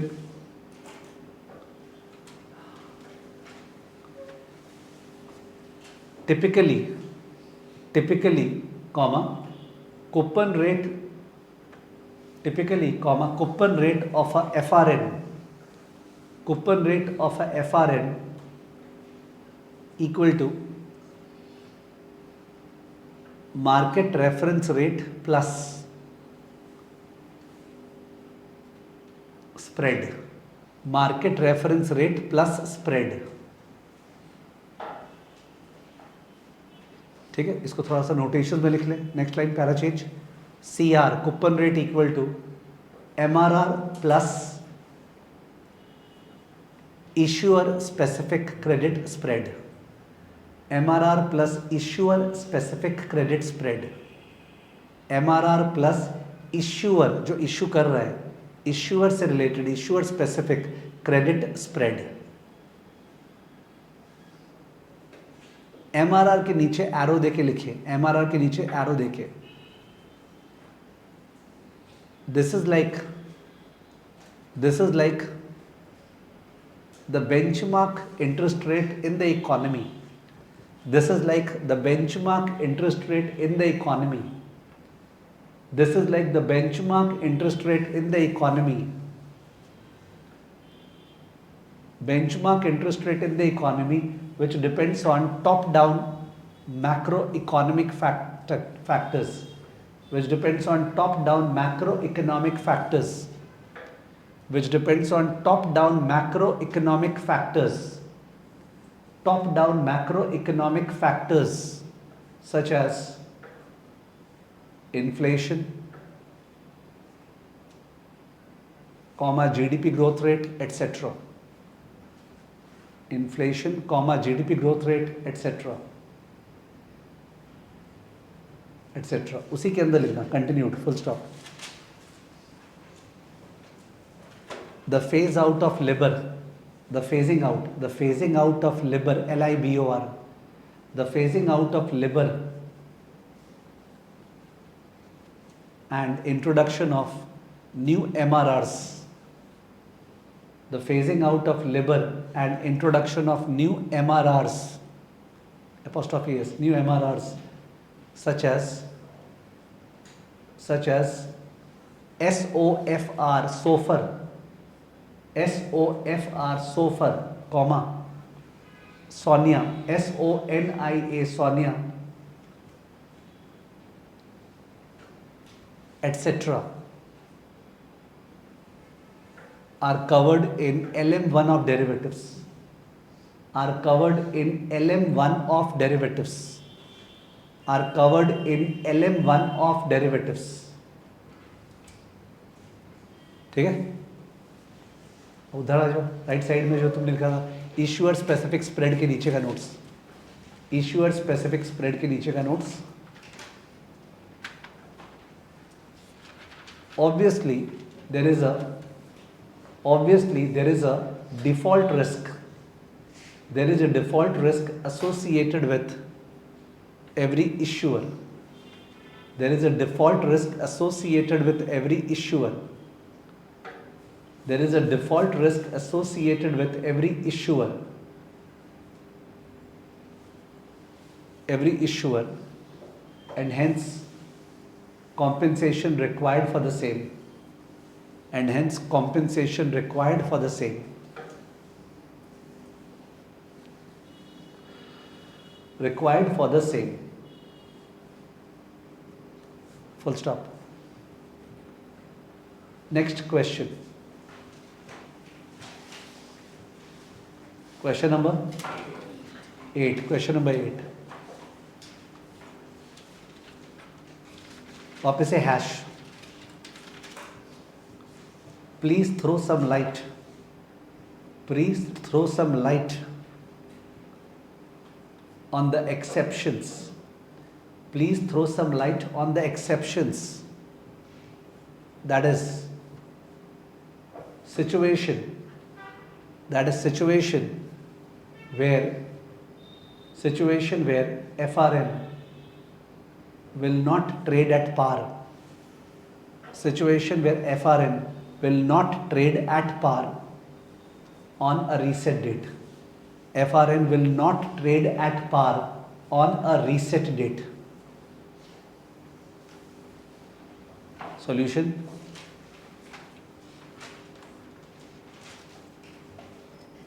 When we say solution, when we say CR is equal to MRR plus credit spread, when we say CR is equal to MRR plus credit spread, example, CR is equal to MRR plus 250 BP.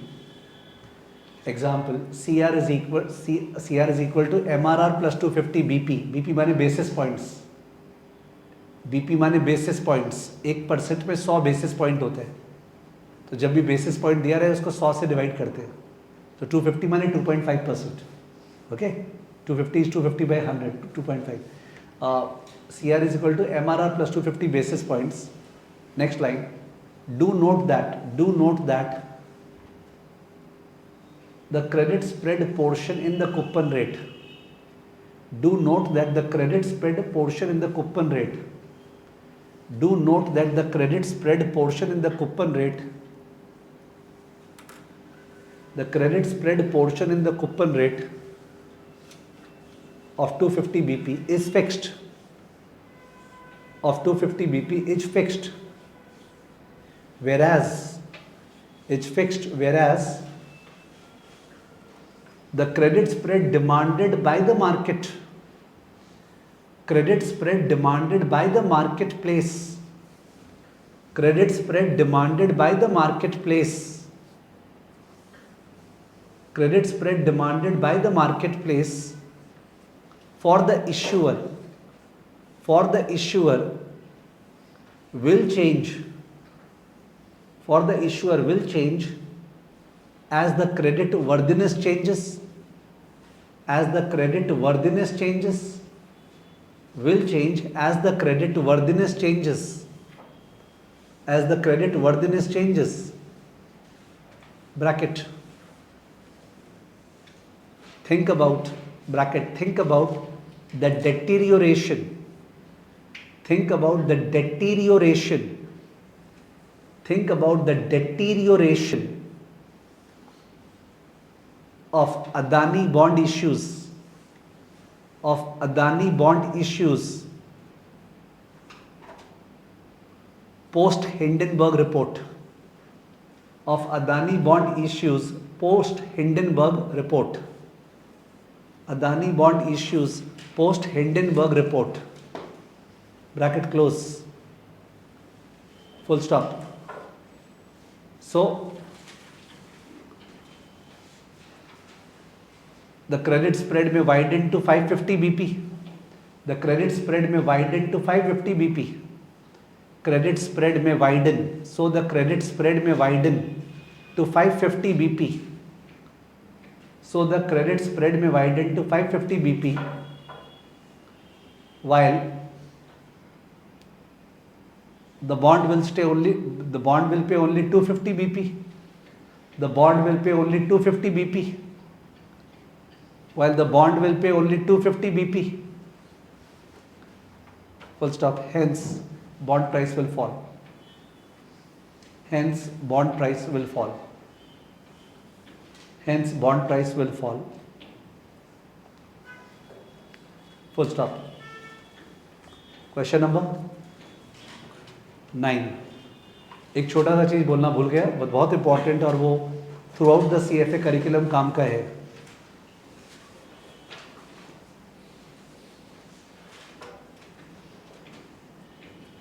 तीन महीने के लिए अगर पैसा लगा रहे हैं तो एक सर्टेन ब्याज है. 6 महीने के लिए पैसा लगा रहे हैं तो ब्याज अलग है. 9 महीने पैसा लगा रहे हैं तो इंटरेस्ट रेट अलग है. 12 मंथ्स का इंटरेस्ट रेट अलग है.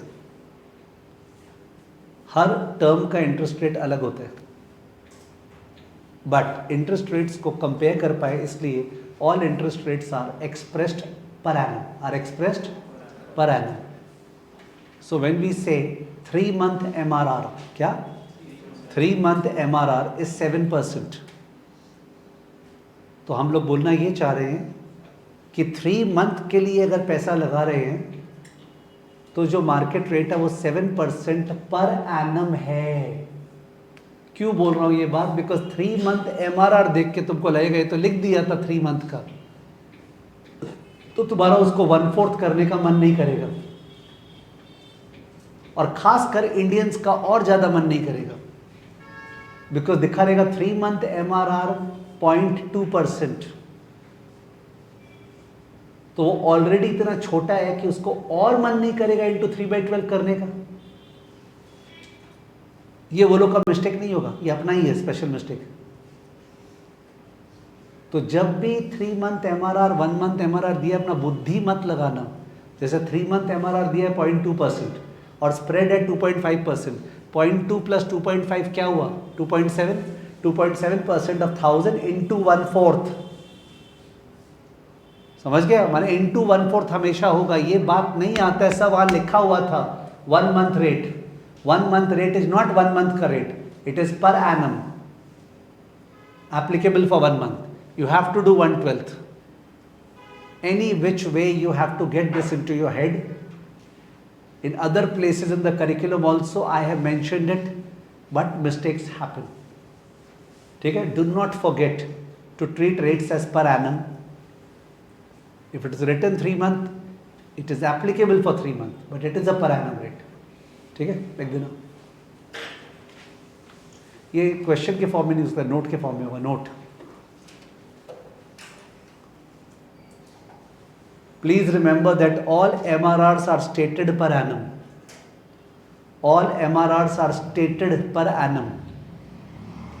In fact, जो लोग टाइम वैल्यू मनी किए हैं, all the MRRs are stated annual rate. SAR याद है? All the MRRs are stated per annum. Dash. Next slide. 3 month MRR is equal to 0.2%. 3 month MRR is equal to 0.2%. Therefore, coupon rate equal to 0.2 plus 2.5 equal to 2.7%. Coupon rate equal to 2.2 plus 2.5 equal to 2.7%. Next line, therefore, coupon amount equal to 2.7% of 1000 into 1/4. Coupon amount equal to 2.7% of 1000 into 1/4. 2.7% of 1000 into 1/4.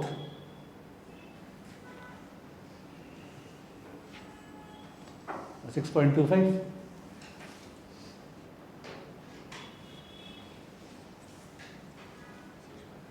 6.25. 2.7% of 1000 into 1/4 equal to 6.25. ठीक है? यानी 1/4 करना नहीं भूलना है. ये नहीं बोलना 3 month तो लिखा हुआ था सर. 6.75 आ रहा होगा. हाँ, 6.75 आ रहा है. ऋषभ गुहा, सर वी और बार एक और बार 3 month MRR 0.2 प्लीज. एक और बार क्या बताएं? 3 month MRR 0.2 मतलब 0.2% पर एनम, ये बोलना चाह रहा हूँ. कोई भी MRR जो है वो पर एनम है, पर एनम है, पर एनम है, पर एनम है. चिराग महेश्वरी बोल रहा है what was the coupon rate sir.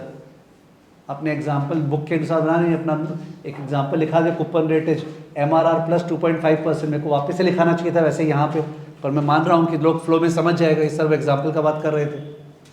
ठीक है? नोट्स में कुछ मिस हो जाता है लिखते समय तो वो आपको नोट्स में मिल जाएगा, don't worry. All rates are per annum, बस यही बोला है मैंने, ठीक है, ओके। तो that is where we stop. काफ़ी डिस्कशन हुआ है, क्वेश्चंस केवल 2 हुआ था ना अपना, क्वेश्चंस केवल 2 किए थे, मतलब यहाँ से, तो वो 2 क्वेश्चन डाल देंगे, हो सकता है 2 के साथ 4-5 क्वेश्चन और डाल देंगे, अगर डालते हैं तो एक्स्ट्रा प्रैक्टिस कर लेना खुद से, एकदम सिंपल उसी लाइन्स में होगा। Okay, we meet on Friday, ठीक है, फॉर द 3rd क्लास।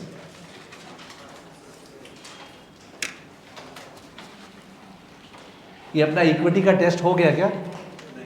नहीं ना, तो इस वीकेंड में इक्विटी का टेस्ट होगा, जिन्होंने इक्विटी का चैप्टर किया था, company analysis past and present, alternate का 2nd चैप्टर ना, हाँ उसका भी होगा, ऑल्टरनेट का 2nd चैप्टर का भी और इक्विटी का भी, company analysis past and present. जो लोग का नहीं हुआ है वो लोग समझे कि हाँ ठीक है, धीरे धीरे मेकअप करना पड़ेगा उन लोग को, they will take test later on.